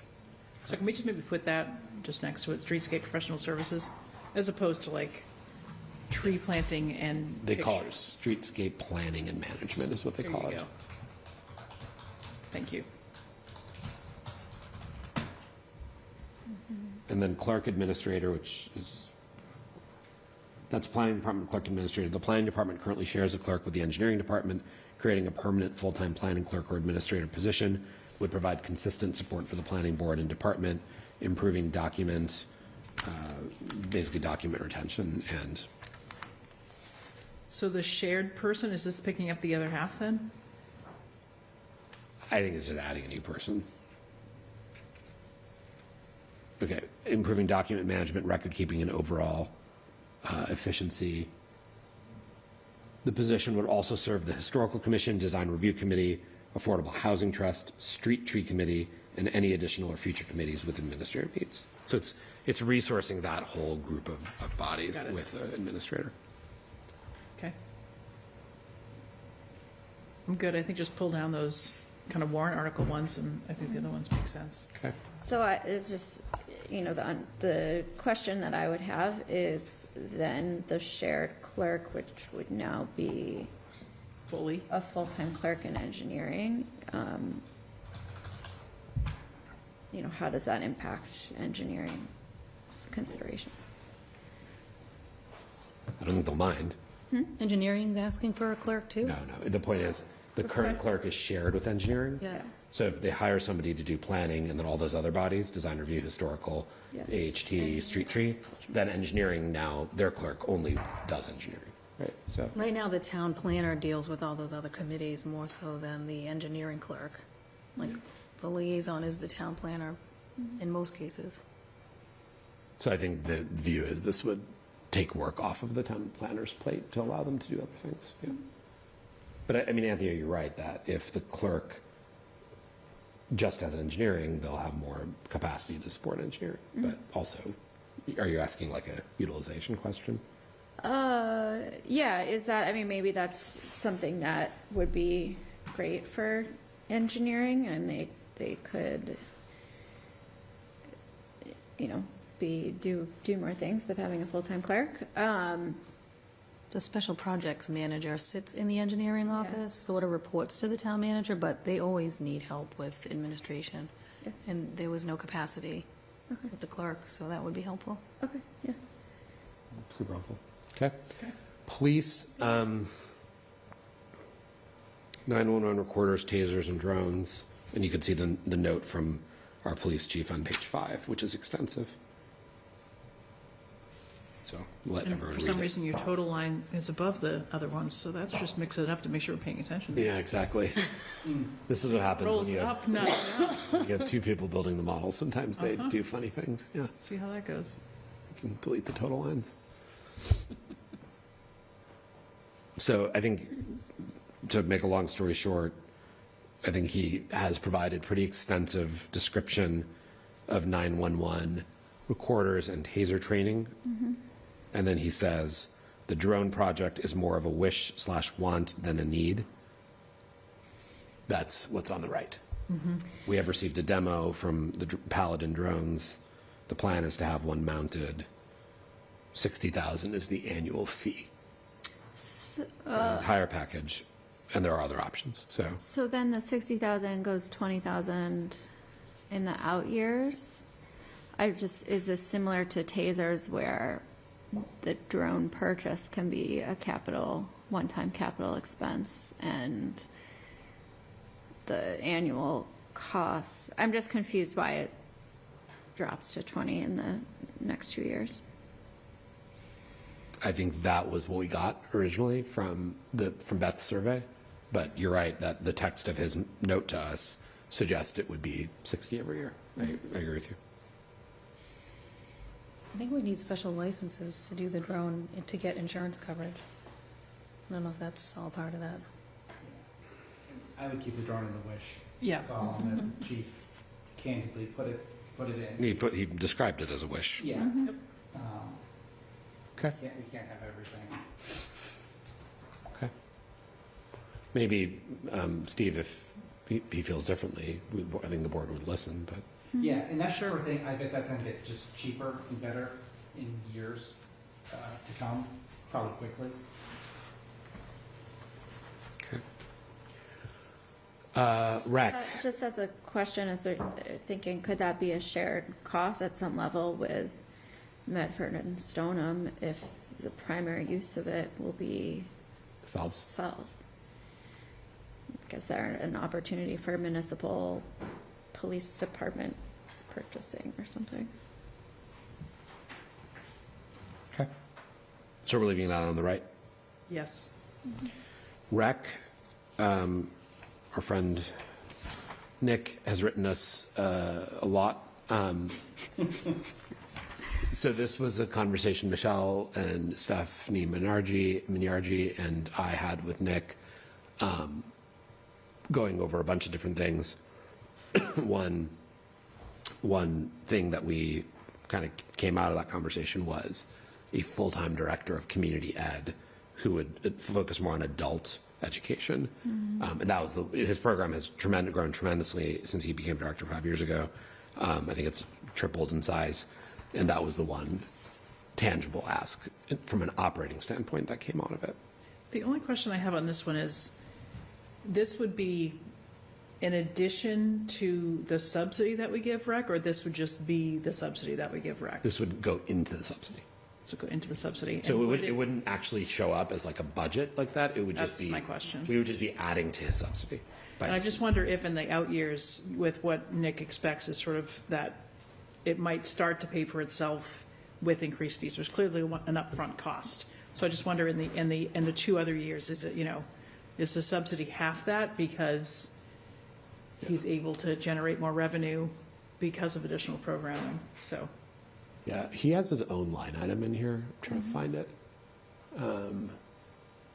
Nope, that's Keep scrolling. expenses. Yeah, he actually has his own. I can just search There it for is, Keep going. row 68. Yeah, it is. There it is. Yeah, so he's got $175,000 subsidy, Right. and so everything else he just gets a shot of 175 from the general fund. Yes. And so this would be doubling that essentially.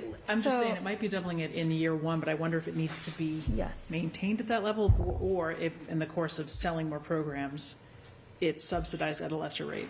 So that, I'm not suggesting that it replaces the subsidy, like, oh, So Does that he 150 include wrote, benefits? he wrote, as part of our vision, we are considering resurrecting the community education portion of the department that was unfunded in 2013 due to retirement and departmental budget cuts.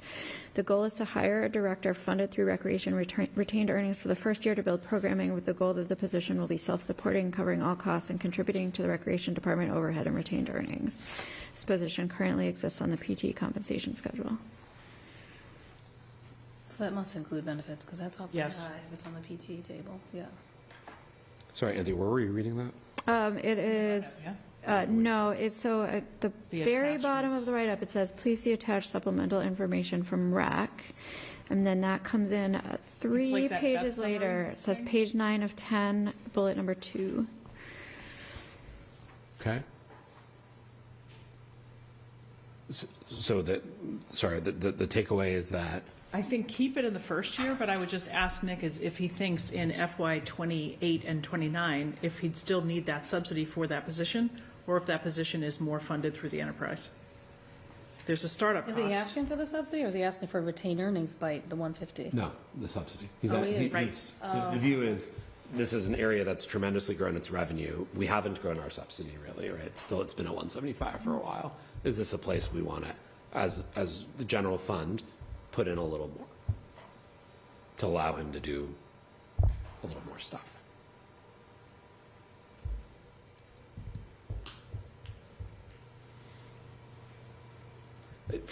My personal view is that I think this is such a popular set of programs the town runs that I would be in favor of putting a little more into our subsidy here. I understand Michelle's point, though, that potentially we could be doing it for a year or 2, and then it could self-finance. So maybe if Nick could get us that number, maybe that third year number drops by some, but it's not as if we take it out.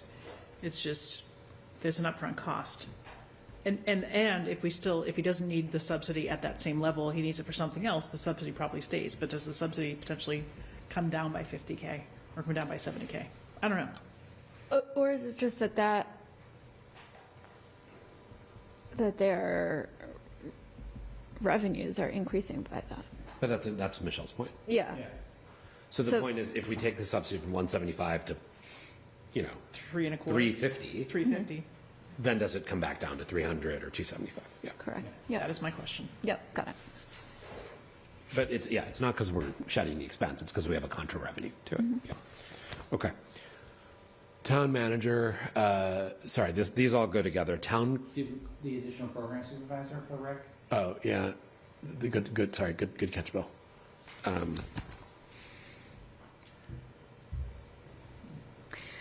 Says the goal is for this person to reduce the need for additional temporary staffing, oversee, run, and grow program offerings both in the school year and summer, and increase in program registrations and reduction of temporary staffing and contracted labor.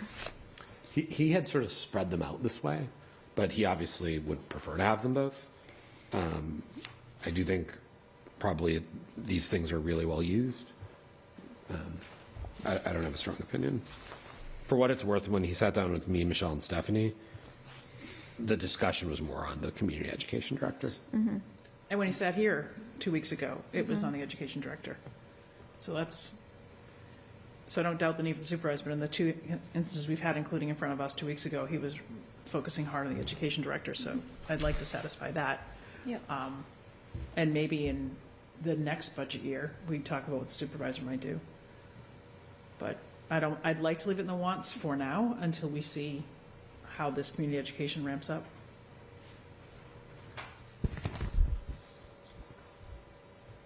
So, he writes, last year we paid nearly $50,000 to an outside contractor for their flag football program. With an additional program supervisor, we can run this program ourselves and redirect the savings toward the new position salary. So it might just be that, can he provide more context to, again, what's the changes in revenue expenditures from that position? Okay. Because your point is it might actually self-finance quickly. It might, yeah, I mean, it might be instead of the it's, director, ramp it up, and then yeah, it might be instead of it's 88,000, I'll it's take actually this. like. I'll send him an email, and I'll come back on this one too. All right, so I'll add that one to the list. There's a small follow-up there. yeah, But I think, again, we've narrowed it significantly. All right. it could be the year 2 subsidy right there. All right, so the last few departments kind of go together. These are all small. Town archivist / town clerk, pretty modest ads, but potentially can be combined. And then treasurer collector asked, I believe, for nothing. And then the only other one is town manager's communications. So, Steve, if you want to take archivist, clerk, and town manager. Sure. I've actually had a follow-up conversation with the town clerk too, so there's areas for discussion there. She had some thoughts on my proposal that any records that are not essential to the town clerk statutory function be contained in an archive section at the library. Apparently there is some of that over there already, but there needs to be some work done to see if that's workable. But the concept of having an archive section as part of the library really makes sense. That it has more availability than such a limited hours piece that you have here in this building. The person that's involved in it is wonderful and is a great resource, but longer term, I think some conversations with the town clerk as to what works and what doesn't and the concepts. And she and I had a great conversation about it, and she had some thoughts on how to make it work and pull together. Need to have a conversation with the library folks too, to see if there were some thoughts that they wanted the space where the archives are now for their own purposes. So there's some back and forth that needs to happen. But the town clerk is quite open to having discussions about how this all works. Would they need the additional staff? Like if it sits in the library side, that's fine. Would she need the additional staffing of this archivist, even if it goes to the library and the employee just transfers to the library? Or I don't know the answer to that at this point. Okay. Do we just move this over and ask the library to answer this? I don't know. And how does 19 and a half hours look instead of 21? Is that under the benefits? Yes, yes, it is. Yeah. Are benefits in those numbers? Do you know? Probably not. No, Or 2 part-time, Not any 2 of them. 12-hour. These are all unloaded. The only why they're in enterprise is because they pay indirect costs associated with those salaries. So he's embedded like a, no, I'm talking about the only reason why it says like that includes benefits in the enterprise fund line. For It's rec. the only one that has them in there. Correct. Yes. Yeah. Yes. It would, what you're not seeing is the impact from all the fringe benefits. What's our fringe rate? 50%? No, probably like 30. 30? Okay. That's what we use for the Or indirect costs. that's just for health insurance? That's not OPEB? No, that's everything. That's That's everything. pension. 30. That's like shared town staff where you do a 30% on the salaries. But that would be true, apart from like RAC or something, that would be, or a professional services contract, that would be true for any of them? Sure. So, Steve, do you have plans to talk to Mary Ellen between now and like the 15th on this archivist Certainly could. question? That'd be good. Okay. So archivist, will just move over here for now, is that fine? Yep. Okay. Clerk, I think this is, I know the formatting's funny, but one additional clerical position, moving up election workers and software. Software upgrades is election software. I think it's records I think it's management. archive software, Okay. scanning, Yeah, records. that type of Separate thing. from Records. digitization software. This digitization, the It's a full massive digitization is $1 million. $1 million. Well, that's a free Yeah. cash. That's not an operating. That is, Or capital, yeah, yeah. it was $1 million and we moved it out. Yeah, that's been on the capital queue for a while, hasn't it? Yeah, but they started this year with there's a digitization of a bunch of records, $250,000. They did start the process. Yes. I think the clerk, Mary Ellen will tell you, that is not a nice to have eventually. Eventually that has to get done. Yeah. It's just a question of, it's not going to happen tomorrow. Yep. But anyway, this was the split we got from the clerk in terms of what she feels like she needs to keep her department moving. And then the things that are more long-term strategic. Records manager is obviously a person. And then this is, I think, also dealing with open records requests that come in from Yes. residents and other such people. And then digitization, so one big one-time expense. Yep. Probably does deliver operational savings over time, but there's obviously a huge expense associated with it. I mean, to me, this one is in more, speaking now as an individual board member, in the realm of, she's been doing it a very long time. She seems pretty savvy about what's really a need and what's sort of in the nice to have camp. So I'd be inclined to yes. support it. Yeah. Mary Ellen thinks she needs election workers. I believe she needs election workers. Yes, that's kind of what I'm saying. She tends to run her elections on budget, so Yeah. yes. Okay. Keep it in. So that is it. Oh, communications director. Yep, last one. Good eye. So, Steve, it says in the memo, you have not had an opportunity to fully assess the value of such a position. I'm skeptical of it, but I haven't really had a chance to really explore what does that mean. Again, my reluctance to add a position is out front. Yep. Yeah. It has been something that we've been repeatedly criticized being deficient in. Well, the Collins Center report is a big. Well, right. it came out of like a town meeting article that created a communication study committee that Created Team MA. Right? provided, yeah. So, I mean, I would say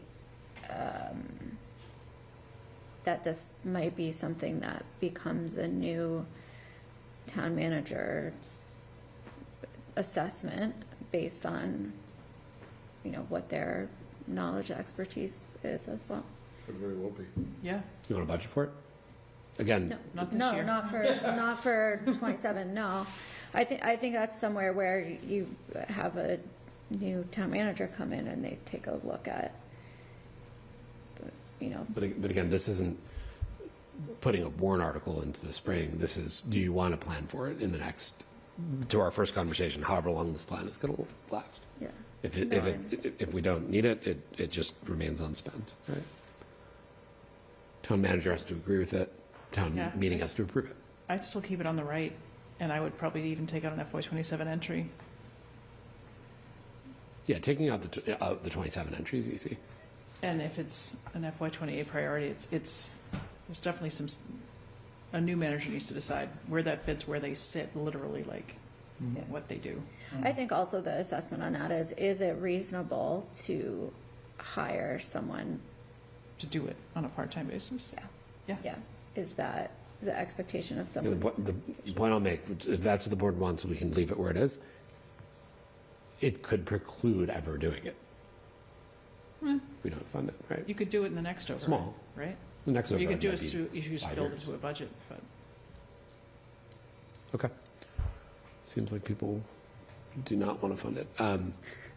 So. I just think it's, But again, Little premature without the we're going to town have a new manager. town manager. Yeah. The reason I, in my view, would leave space for things like this is because the next override might be 5+ years out, right? And so if we don't create a spot for it, the next town manager will not be able to do it.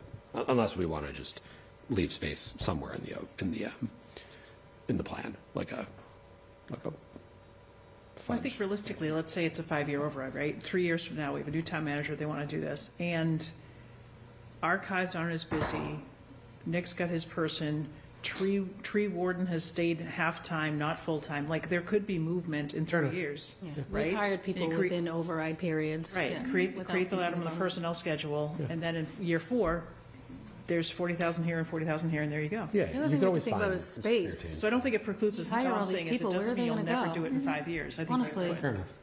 The planner, where's the extra people, where are all these people going to go? Town hall.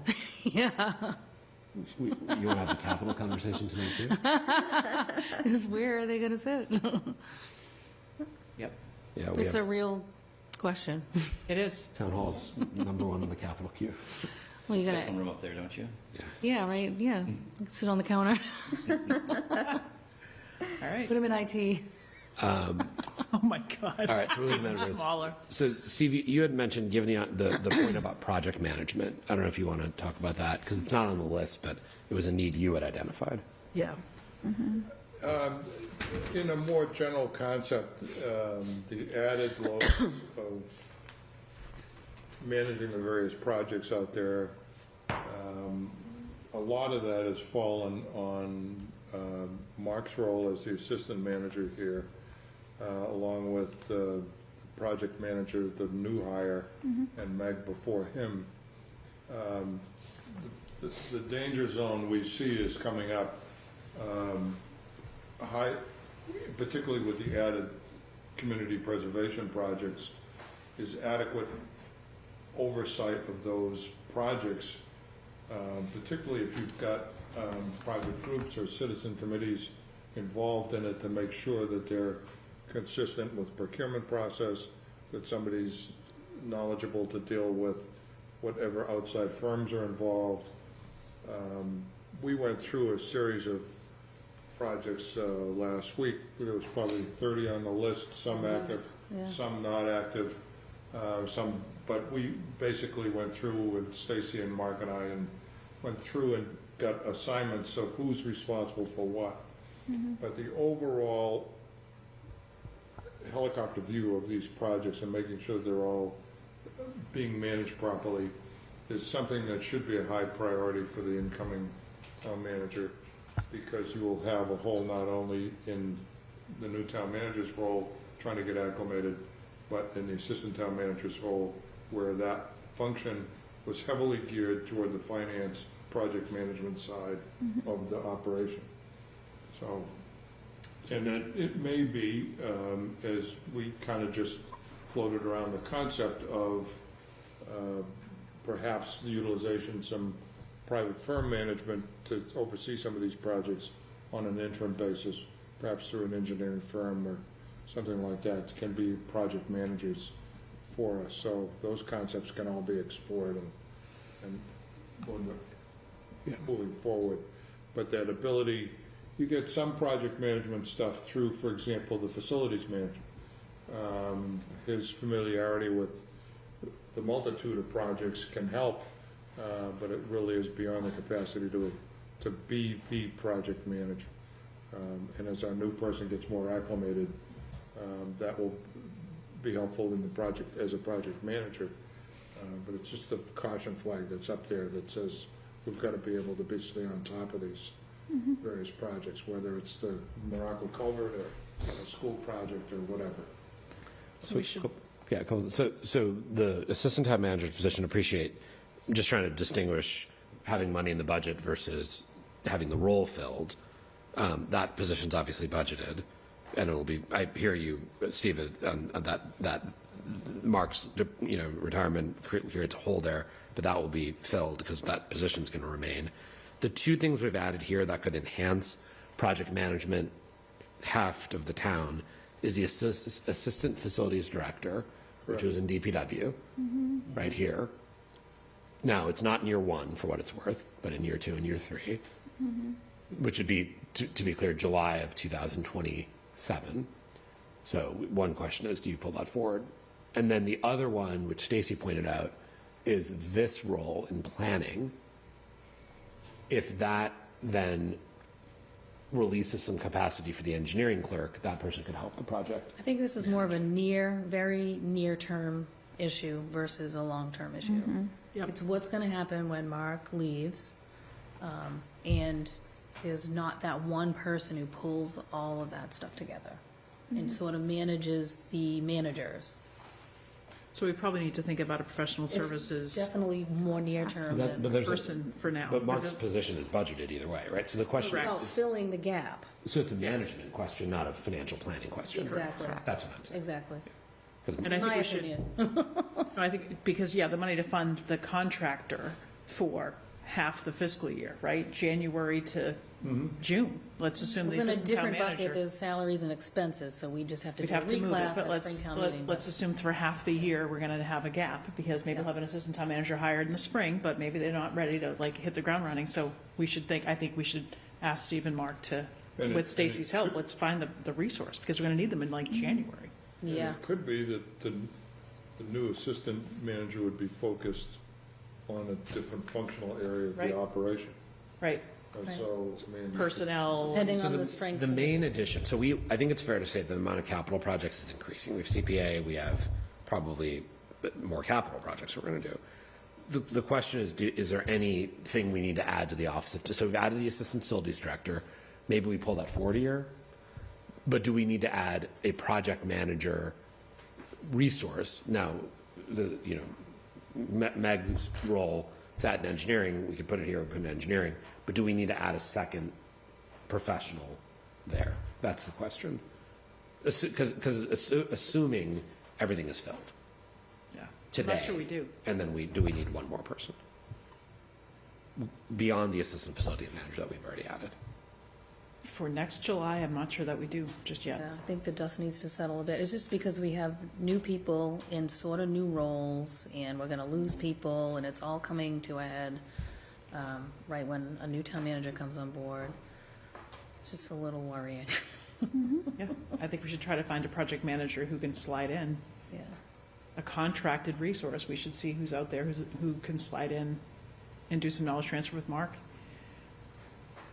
Like, in December. I know we're already in December. Yeah. But what can we do? Because we're not going to fill that role of assistant town manager. I mean, we think we've been pretty deliberate. We're going to fill the town manager role first and let them do the assistant town manager, right? That's what should happen. It's in the charter. So it's that sequence is going to push us out for months. We should try to see who's available in the middle of January to start picking up projects. Yeah. Is there a way to prioritize maybe delaying new stuff a little bit? But again, this is a managerial conversation, Yeah. right? Yeah. Because Mark's role is budgeted, Meg's role is budgeted. Yeah, it doesn't have anything to do with this at the moment. Yeah, correct. Yep. Okay. Okay, so it sounds like we're not adding any additional research. Do people want to pull that DPW? It could be a placeholder, it could be go here, it could be go wherever, because that assistant facilities person is budgeted for FY '28 and '29 and then going forward. Anybody want to just put some kind of a placeholder here? I'd be okay with that personally. No?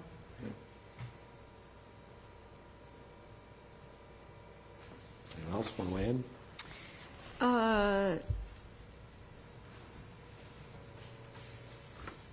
At this point, I don't think so, but, Okay, I mean, there's no future point. I'm just going to keep saying that. no, I just mean, like, does DPW come back to us and say, yeah, this is a need now versus, But this isn't the town manager's budget recommendation. This is just sizing our revenues.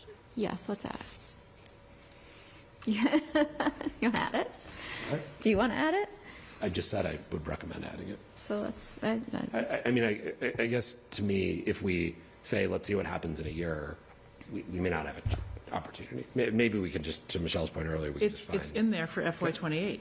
Yeah, So let's see what happens in a year. There it is, in year 2. Fair enough. In this case, yeah. Okay. Yeah. All right.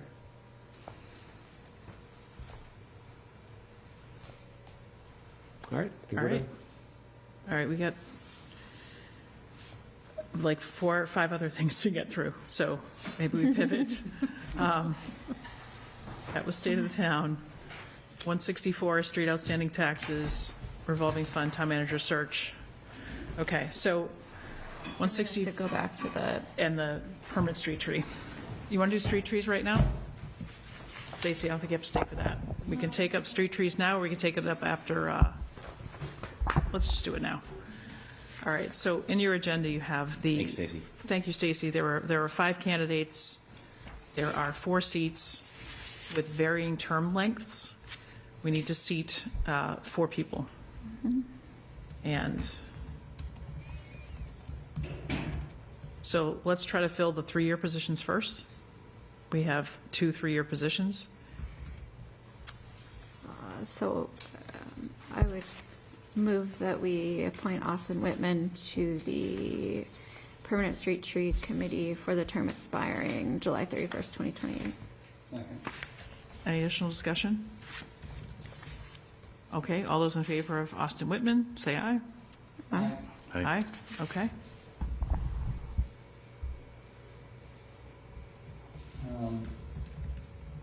And I would move to appoint Julia Osborne for the other 3-year position, expiring in 2028.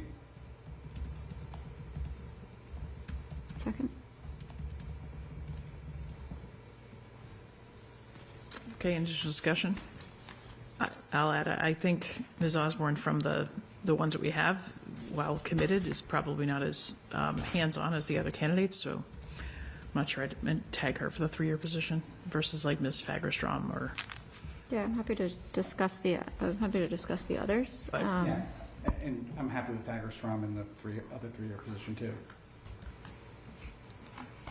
But right now, we have a motion for Ms. Osborne for 3 years, so do you want to change that motion?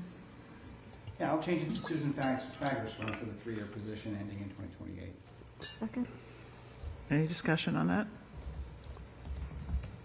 Okay, all those in favor? Aye. All right, so Susan Fagerstrom, 2028. Now we have a 2027 position. Is it 1 year? It's a 2-year. Sorry, 2 year. There's 1 1-year left and 1 2-year left. That's, the 2026 one is about 7 months. 7 months left. There you So go. 2 years, so it's the one that we're talking about. Yeah, we're talking about the So 2-year one now. I would move to appoint Priscilla Calabi to that position. The 2-year position. 2 year. Okay. Sit for sign. So, yeah. I'll second that, so let's discuss it. So, Presetta for a 2-year. I mean, what I'm up against there is we have 4 new applicants who haven't been involved in sort of scope of town committees or volunteers before, and I think it would be great to get 4 new folks in when Presetti has a relationship with the committee already, and also is on the climate action, who has a representative there. So that would just be my leaning would be, bring in some new volunteers. Yeah, We still have the 1 year positions open though, yeah, right? So, Oh, we have 5 applicants for 4 yeah, spots. 5 or 4. But I agree with Anthea.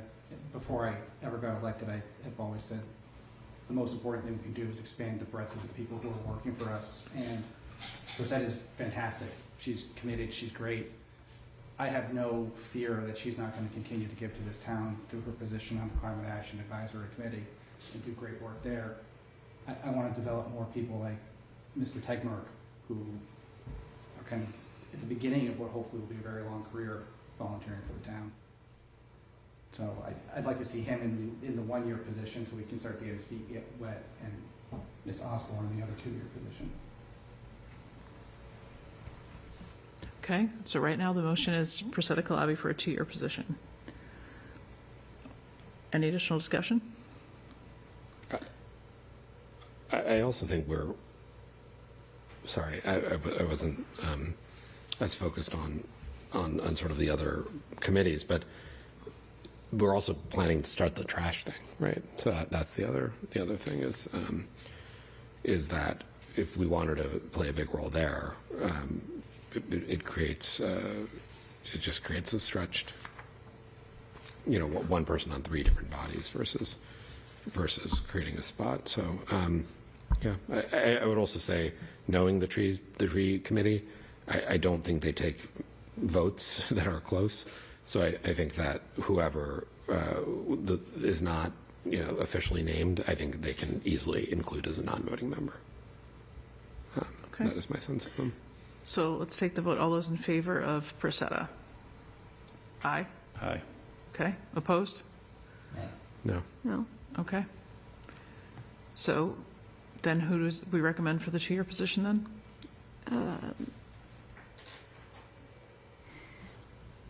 So we appoint Philip Tegmark to the Permanent Street Tree Committee for the term expiring July 31st, 2027. Second. Any discussion? All those in favor? Aye. Aye. Okay, and that leaves Julia Osborne, I believe. Move that we Okay. appoint Julia Osborne to the Permanent Street Tree Committee for the term to expire July 31st, 2026. Second. All those in favor? Aye. Okay, thank you. All right, so now, Does the board want me to just have a discussion with the interim chair about saying our view is they're all highly qualified, and can you please include all members? Just obviously one of them isn't a voting member. I'm Sure. highly confident that they have no problem doing that. that's fine. Okay. Okay, I'm happy to talk to her. okay. All right, so next up, 160 Forest Street, outstanding taxes. We've got a little bit of math to do on this one, I believe. So this was a tax bill that did not get closed out when we took possession of the property. Ann has a memo in our packet. I would suggest we use Select Board Housing Fund since it's directed toward affordable housing, which is 160 Forest. We do need to pay ourselves, although that money comes back in as general fund revenue, goes back into the bottom line. It just comes out of one fund and doesn't come back to Select Board Housing Fund, but it does go into general, revenue for the town. So, but I note that there's back taxes and there's another assessment, right? So I'd like us to, also a water and sewer cost, so I'd like us to potentially clear out both balances. So- I move that we approve payment of the remaining 2 balances for water and sewer and for back taxes for 160 Forest Street from the Select Board Housing Fund. I can just add, in the amount of $9,913.46 and any additional interest as accrues after December 1st, 2025. I like that addition. Okay. Is there a second? Second. Okay. Any additional discussion? All those in favor? Aye. And we'll get, if we can communicate that to Ann timely tomorrow, Steve, so we can start to not get our interests. There'll be something more for rounding. Okay. Next up is the Health Department revolving fund. So vaccine clinic revolving fund. So completely different from everything we just talked about in the state of the town. There is, as you see in the memo, a request to purchase additional vaccines. Revolving funds ceilings are voted at town meeting, but if there's mid-year adjustments that need to be made, they need to be made by a vote of the Finance Committee and the Select Board. So this increased cap allows Health Department to buy more vaccines. They will cover the cost of that cap, and in fact, they have money in the fund, but we need to increase their expense cap. FinCom approved their portion of the approval at their meeting last week, and this is now on our docket to just raise that ceiling mid-year. Move to increase the cap for the Health Department revolving fund 8605 from $130,000 to $138,000. Any discussion? Okay, all those in favor? Aye. Aye, great. Just Jen knows that we were taking this tonight. She needs the vaccines for January, so it's not quite as timely as paying off taxes tomorrow if we can. But she has that approval now from both Select Board and FinCom. Okay, so now next up, we have Town Manager Search Update. Now we're on to paper. And then solar panels. Do we want, did Ken's memo make it into the packet? I saw a memo, I didn't see slides. There is a memo. There's a memo. But Sorry, there weren't some additional, I have the slides. Do people want me to forward them to everyone? Sure. sure. Okay, And do we want him to come, or? yes, we can have him come on the 15th. No, I mean now. Is No. he Okay. hanging out? He said to just, he is I hanging know, out. he said text him. He said text him if we want him. No. Okay. It's 10 o'clock. 10 o'clock. Yeah. He offered, I just wanted to ask. I don't know, did he know we were going till 10? I think so. Probably. Well, Sitting at home watching this one now. Probably not watching, which is why he wanted a text message. So which paper should we look at first? The okay. memo and So then the let's- process? Yeah, let's take the paper clipped package, which is the memo from the search committee. And then following that, there is a memo and 2 additional pieces from the Collins Center, and then a very lovely unformatted memo from myself. So so you have the memo from the chair of the screening committee. We've met several times and have conducted interviews with a number of applicants for the town manager position. We are bringing forward 3 candidates to the select board to consider. Joe Demelowitz, Eric Duffy, and Christopher Senior. And you see in the memo, we reviewed their cover letters, resumes, looked at their background, education, how it relates to our charter, how it relates to the role as an incoming town manager, and conducted interviews with the applicants. We then discussed and deliberated on who would be brought forward and have unanimously recommended these 3 candidates. So you'll have here their cover letters and resumes. And what you see as redacted is just their personal contact information there. So feel free to review those. What we will then do as a select board, which is The Anthea memo? the Anthea memo, the lovely unformatted Anthea memo. What we will then do as a select board is, following that process, go into a more in-depth interview and vetting process with the 3 finalists. There is a memo from the Collins Center, which you'll see that has some suggestions on how to conduct this interview approach. I had a little JAD brainstorm with Mary earlier today just to say, you know, how could we exactly do this? She has confirmed, so Mike, hopefully you saw the doodle poll. I did not, so. Okay. Are you available on the 17th and the 18th of December? Wednesdays and Thursdays. Wednesday and Thursday. In 2 weeks. What times are we? In the evening. Like 6 to 9? Afternoon to evening. Wednesday is the 17th is Wednesday, 18th is Thursday. Yeah, I mean, I'll if those are the days, then, and if those are the ones that work with the candidates, then. So, yes. Have we even shared them with the candidates? We've shared those with the candidates? The candidates have all confirmed that they're available on the 17th and the 18th. Okay. So the conversation I had today was, you know, we would certainly want to do an interview with the finalists. What else would we like to do?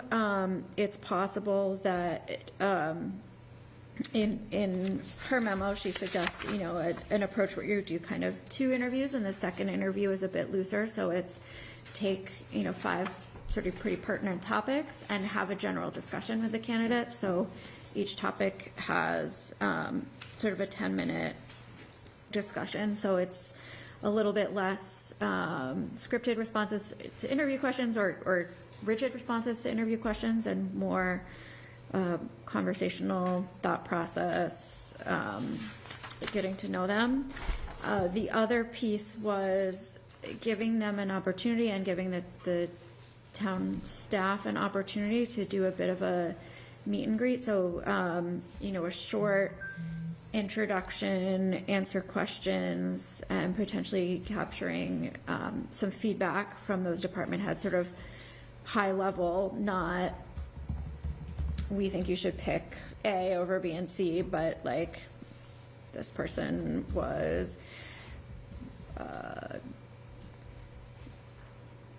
congenial, this person was slow to answer. I'm just trying to think of things there. So we could kind of combine this in a way that we interview 3 finalists on the 17th. We narrowed that down to 2 finalists for the 18th, potentially all 3 if they all kind of wow us. I mean, can't decide, but to say, most likely then we're going to bring our final discussion down to 2.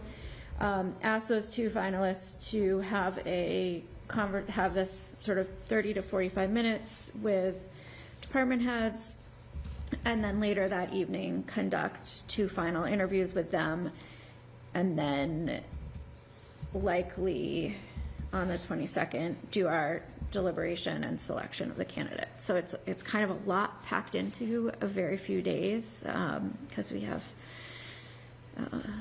some federal holiday deadlines in there, but kind of a way that we can get the candidates in on those 2 days and be able to get to know them better. And then we'll have another meeting on the 22nd, almost potentially with the primary focus being on selecting town manager. Yeah. So Selection. that would be on selection, and then on making, hopefully coming to a decision and making an offer that's contingent on contract agreements and all background checks being completed and things like that. I will pause. I have one more piece, but I will pause there for questions and also point you to this page provided by the Collins Center. That's just a suggestion of what that department feedback could look like.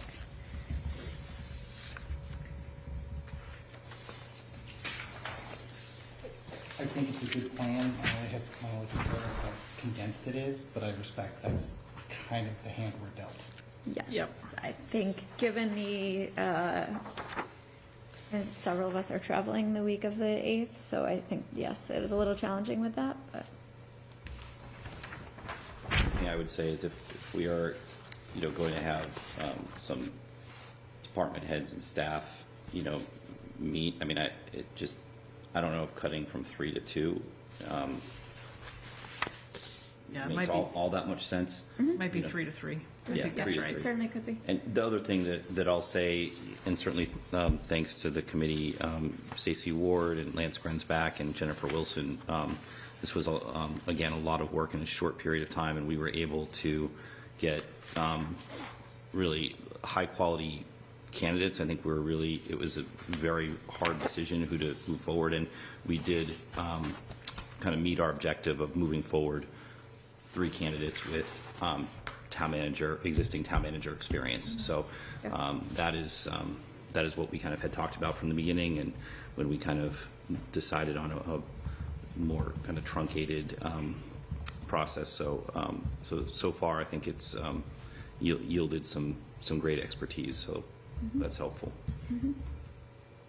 And the interview process was very helpful, I think, from seeing from the resumes and cover letters to actually meeting folks was helpful. So that's why I didn't want to necessarily exclude our staff from meeting somebody that they may be a little bit more aligned with. I think the only decision, and we're going to have to figure it out by, certainly by maybe before the 15th, maybe at a state of the town meeting on the 12th, but is presentation versus, like what's the topical kinds of things for that second level? What are the kind of topical questions that we want to give? Who should be in the room? Maybe is there an opportunity, do we want to invite community members to even hear some of that presentation? Do staff want to tee up questions through Steve to us? Hey, we'd like to hear about X, Y, or Z. I think it's more about what is that? I think the time is the time, the day is the day. What do we want to task people with coming in to present on? Because it could be something that would resonate with staff, could be something that would resonate with community.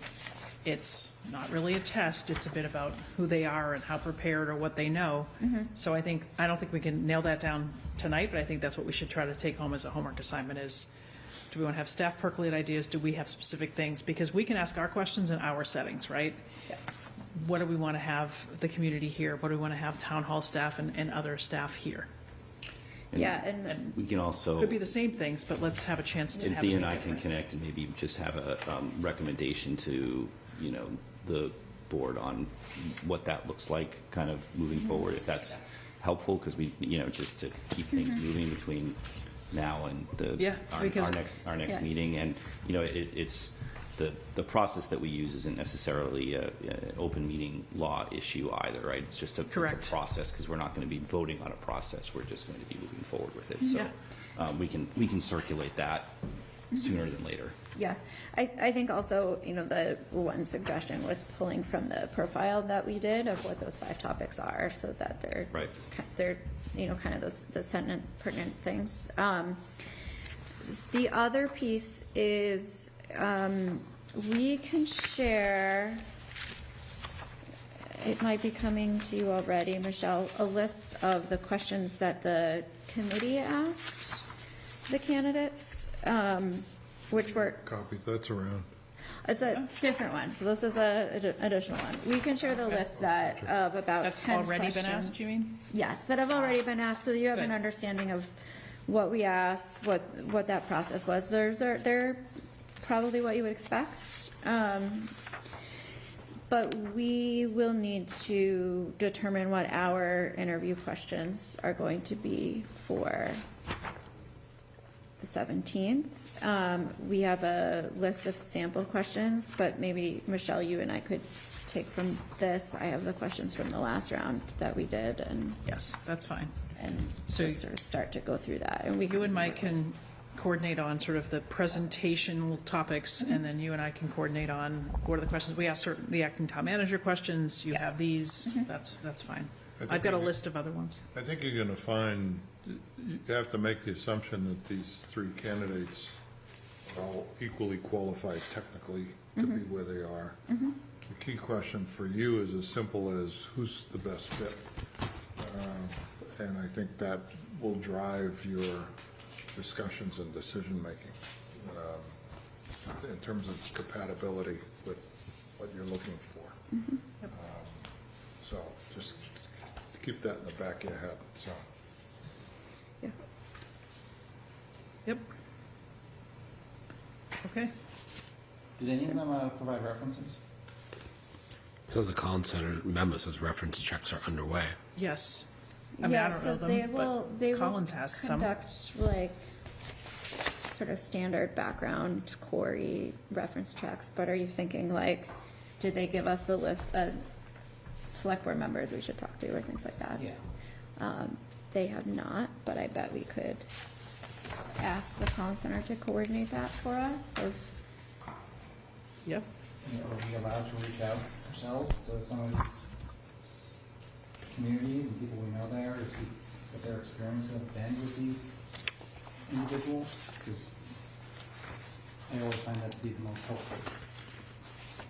I think if the Collins Center would do that, it might be, make more sense. I don't, we're doing it individually, I don't know. We don't all want the same one person to get 5 phone calls, No. but, I mean, but I hear you on that One of because, these guys worked over in Stone, I have to assume, and I know many of us probably have people in Stone who have to work with them. yeah. Why are we not asking those people for some direct feedback? Yeah, no, I think that is a reasonable step in some due diligence. I think or there's contacting formal and people's informal, references, but you have- yeah. feedback, right? So if we want to go through the process, and this is something we discussed with the Collins Center, we were focused on them just kind of doing a little bit of the background work at first and really focused on getting everything here tonight, right? That was a heavy lift for them. So I think we did have a conversation with them about if the candidates want to identify people more formally to talk to, that I think should be somewhat of the candidates, you know, call who those people are, if the Collins Center wants to contact them. Be nice if they gave us some names. But, yeah, I mean, I also think, do we ask them to say, you know, are there references that the select board who's making the hiring decision can contact? Yeah, that's what I'm saying, yeah. Yeah. But not just that. I'm saying, if the five of us know people in these other communities where these individuals have worked, who might not be the people that they give as references, because everyone gives the best possible reference, but people who might give, you know, a different point of view on how this person functioned in this role, one that is not gilded. Is anything going to prevent us from reaching out to those people? Should we be doing that? Should that be a proactive effort?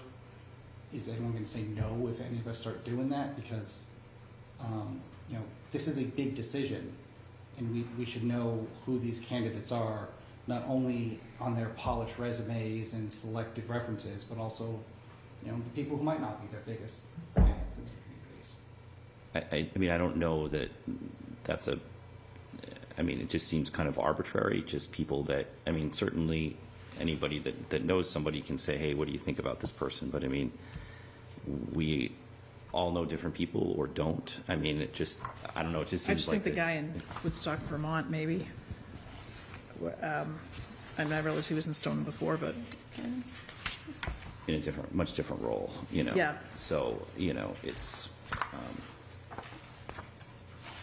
think traditionally, you know, what we have done is just ask them to identify somebody or some, you know, one or two people for us to contact, and certainly they're going to put somebody, they're not going to put somebody that forward that is not so supportive of them, but you know,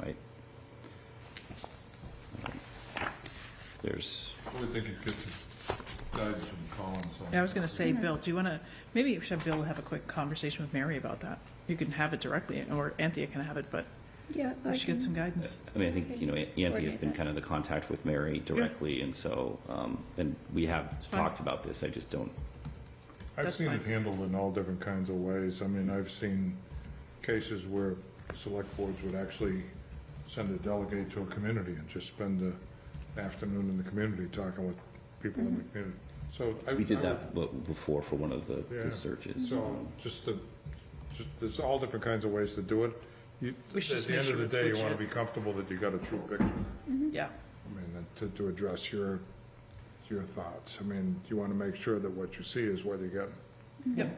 It's just sometimes somebody has an axe to grind, and you know that might not be the best representation either, right? So it's Yeah, and it's certainly the type of position where you might find someone who has an axe to grind because Right. like, their taxes went up 1 year and they're, Yeah. you know, they're still salty about it. But I mean, in like private sector hiring, right? If I saw you apply for a job and I knew Paris was on the select board with you, I might give him a call and say, what do you think of this guy? And I might just watch your... You wouldn't want to know what ads. Might just watch your select board meeting, but yeah, I mean, I know that feeling of, hey, I you know, have a relationship with X who might know Y, and let me see what they think. Yeah, let's ask Mary what the appropriate way is to do it, and then let's circle back on that. Maybe by the end of the week, state of the town or something. Give her Yeah, an update. I will shoot her a note tomorrow and try to get, so Mike and I will work on the sort of the topics, and if there's a presentation for that second interview, Michelle and I will work on the interview questions. I'll follow up with Collins on if we can loop back to the candidates on specific references who the board can reach out to, as well as the appropriateness of informal outreach. And a question for you all is, you know, if we're going to decide we're going to do 3 people on Wednesday and 3 people on Thursday, can we split up their department heads' interview meetings across Wednesday and Thursday? Sorry, to backtrack to something, part of the idea there is that those get noticed as a select board meeting so that we can sit and observe. See if the candidates are available. And then, And are the candidates, aware that they may have to be here for 2 days? I just think of Eric. if Yes, he's they've traveling. been, they've been asked if they can be available for both days. For both, okay. okay. Yeah. So the other thing, Mary, I think should give them a heads up on then is that there might be this sort of presentation to town staff. It could be starting the afternoon of the Wednesday afternoon, continuing to the Thursday afternoon. Can somebody get here? If somebody can't get here earlier on Wednesday, then they can't do it. But, and I would like, actually, if Steve has a thought that could inform what Anthea and Mike are doing, if there are some questions that town staff would like to hear, or presentations, or even if they want to run the list that you guys come up with by Steve, because maybe there's just a really pressing topic that public safety has, or the comptroller has, that they have to work with them too.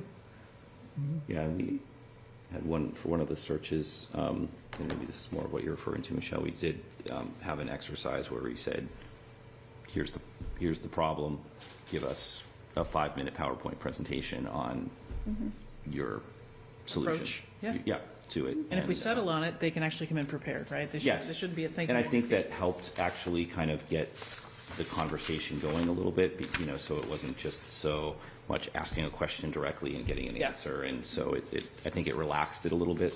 Yeah, okay. Yeah. So I would recommend light homework, read the memo from Mary with the different types of things.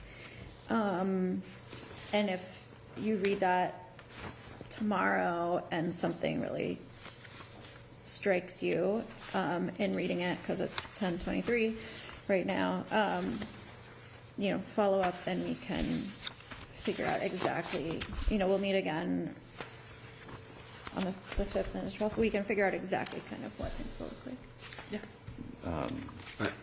I think the presentation one, I think, is to me the big the real one that's really valuable. Just to give you that now, whether it's the way Mike just described, which is more of a case study type thing, or even just asking them to say, so a lot of what we do is very public. We have a good coverage from local media, and say, what sort of 2-3 big topics are in town, 3 to 5 big topics maybe.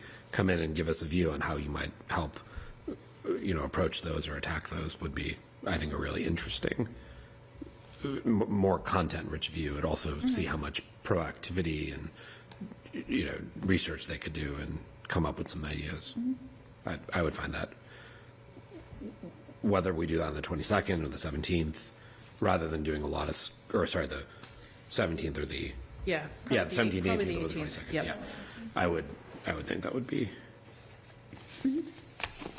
helpful. Yeah, the second day. Yeah, just one flag. I'll be remote on the 22nd. Okay. Okay. Which is fine, but I'll Zoom. I can dial in. We'll via the owl you in. Yeah. Okay. All right. Thank you. Thanks, Anthea. Thanks, Mike. And as I said to Jennifer, Stacy, and Lance via email, appreciate them, because I know it was a lot. It was It was. a lot of work, but a good committee, and a lot of thought went into the candidates that were selected. I'm sure. Just knowing the people involved, no doubt. And to reiterate what Mike said, it was a difficult discussion. We had a lot of good candidates, so good candidates who we didn't move forward at the risk of having, it being too many to do so. So I think we were challenged by how we made that decision. Okay. Thank you. All right. So last topic before the consent agenda, we've got to get through some solar. It's going to be quick, I think. So, so Paris, Ken's memo around we can do a procurement, we have to do something in December. That did get in, but what I don't think we got before is this decision tree. So thank you for finding that and sending it around.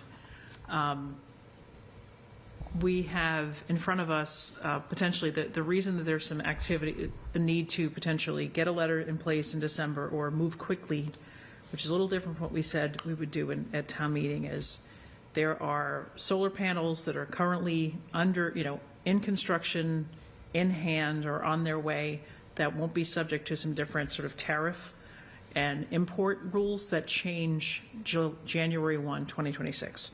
And Solect has some inventory of those panels. So We have some decisions to make if we want to enter into sort of a letter of intent to work with Solect to use their panels on sites to still be determined, or if we want to try to accelerate a procurement and purchase these ourselves on the market and not use Solect. But I think as you just heard about 20 minutes ago, our capacity to do probably procurement and project management in January, February will be challenged by some of our staff departures, as well as just where we are in terms of, filled positions. So, Paris, I'm going to turn over to you here in a second, but one thing so Beth Greenblatt is our solar and consultant. You might remember her from our Lynch solar panels. And we asked her to put together a decision tree for us. So what is specifically, what does the select board need to do to realize some incentives? And when do we need to do it by? So I think that's generally on the last slide, but Paris, I want to tee it up some more as well. Yeah, I think that's well said, Michelle. The memo, which is a page and a tiny bit, summarizes it well. This has been incredibly iterative with Michelle and myself, but also with Ken, with Tom Hopcroft and Carl Rexer, and Jane Ardone as well from, school committee, EMC, and the FPVC. So we had a very long conversation with Beth. I guess it was last week, maybe it was the week before. It was the Friday before, I think.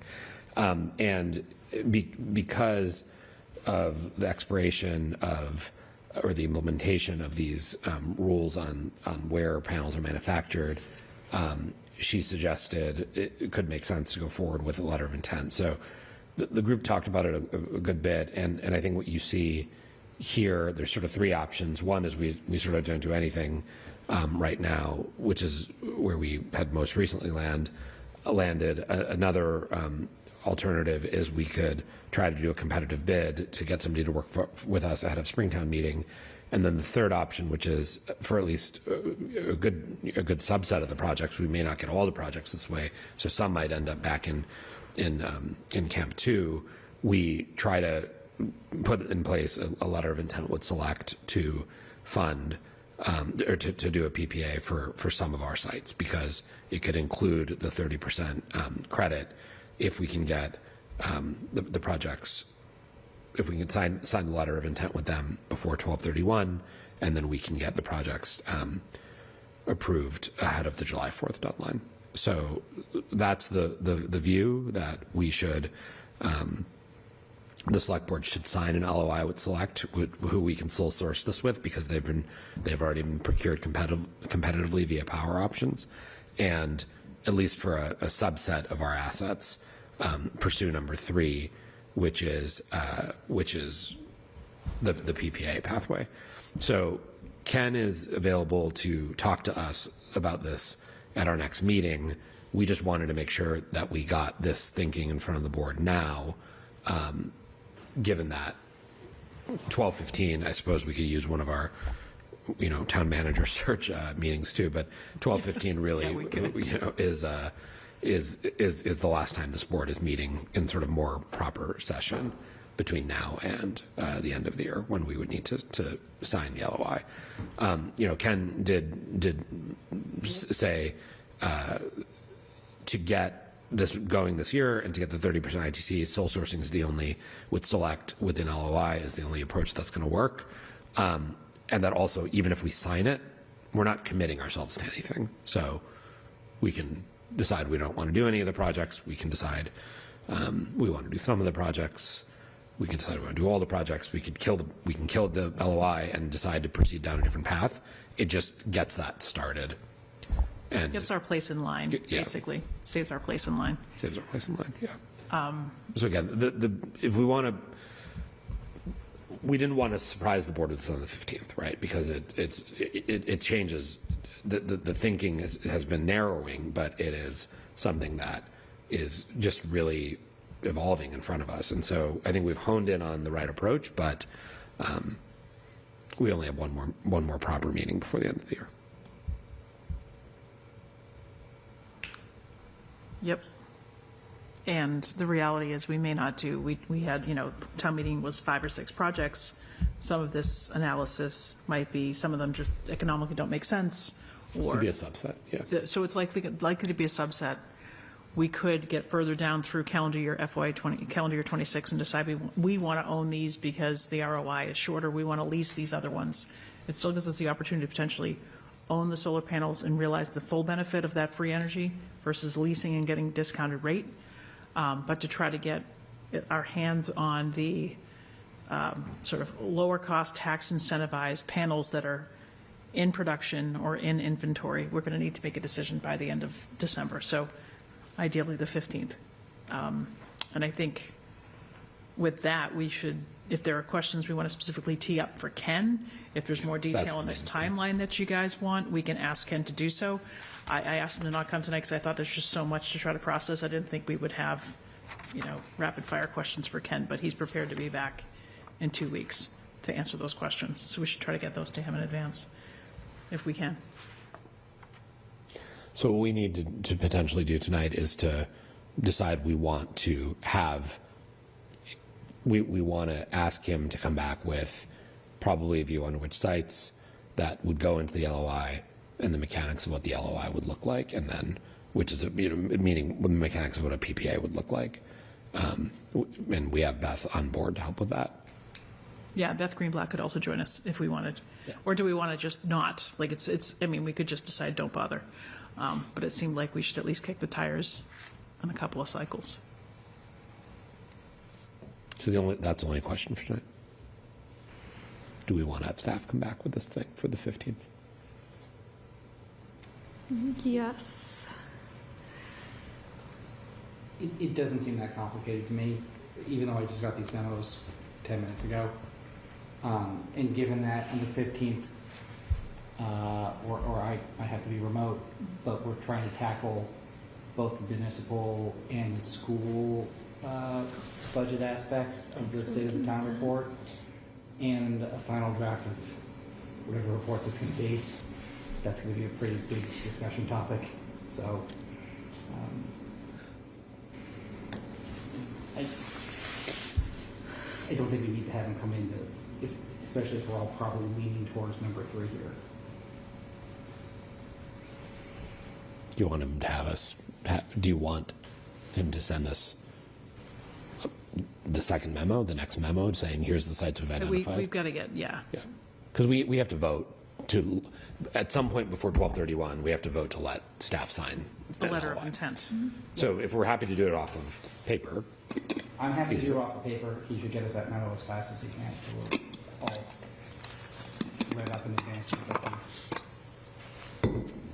Mike, how do you feel about, do you want to have it on a memo? Do you want to ask Ken your own questions? What do you think about making a it's just always a question when we're rolling out something like this that's, fairly, large, project, that if Ken wants to present kind of to the public as well as us, even though we may have our sense that, having him be available to publicly have that conversation, I think is helpful. It's not a small item. It's not.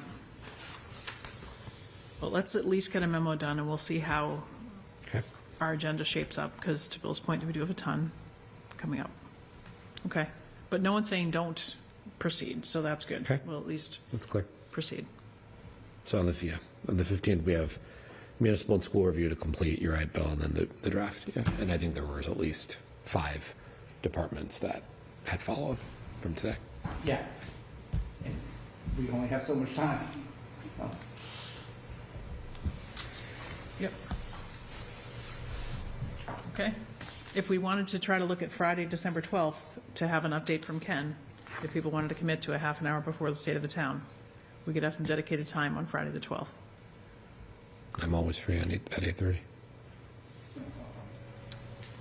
Yeah, I guess, my perspective was much more on the side of kind of having The public know. So I don't Understood. know if that's has the most visibility at, Understood. 8:30. It doesn't have, it's not on video, right? So it's not going to have any visibility. Yeah. Apart from so, us. If we can't squeeze it in, we can't squeeze it in. I mean, it's just, we're under a time crunch. Could we give a little time for him on the 15th and use some time on the 12th to discuss the final process for interviews? with town manager candidates, because we'll need to, Of course. Circle come back to that. Yeah. That's actually not a bad one to do, just us, right? Because That makes All right, sense. let's try to pull some Internal time on bureaucracy. the 12th then, at 8:30, on some town manager logistics, for sure. Okay.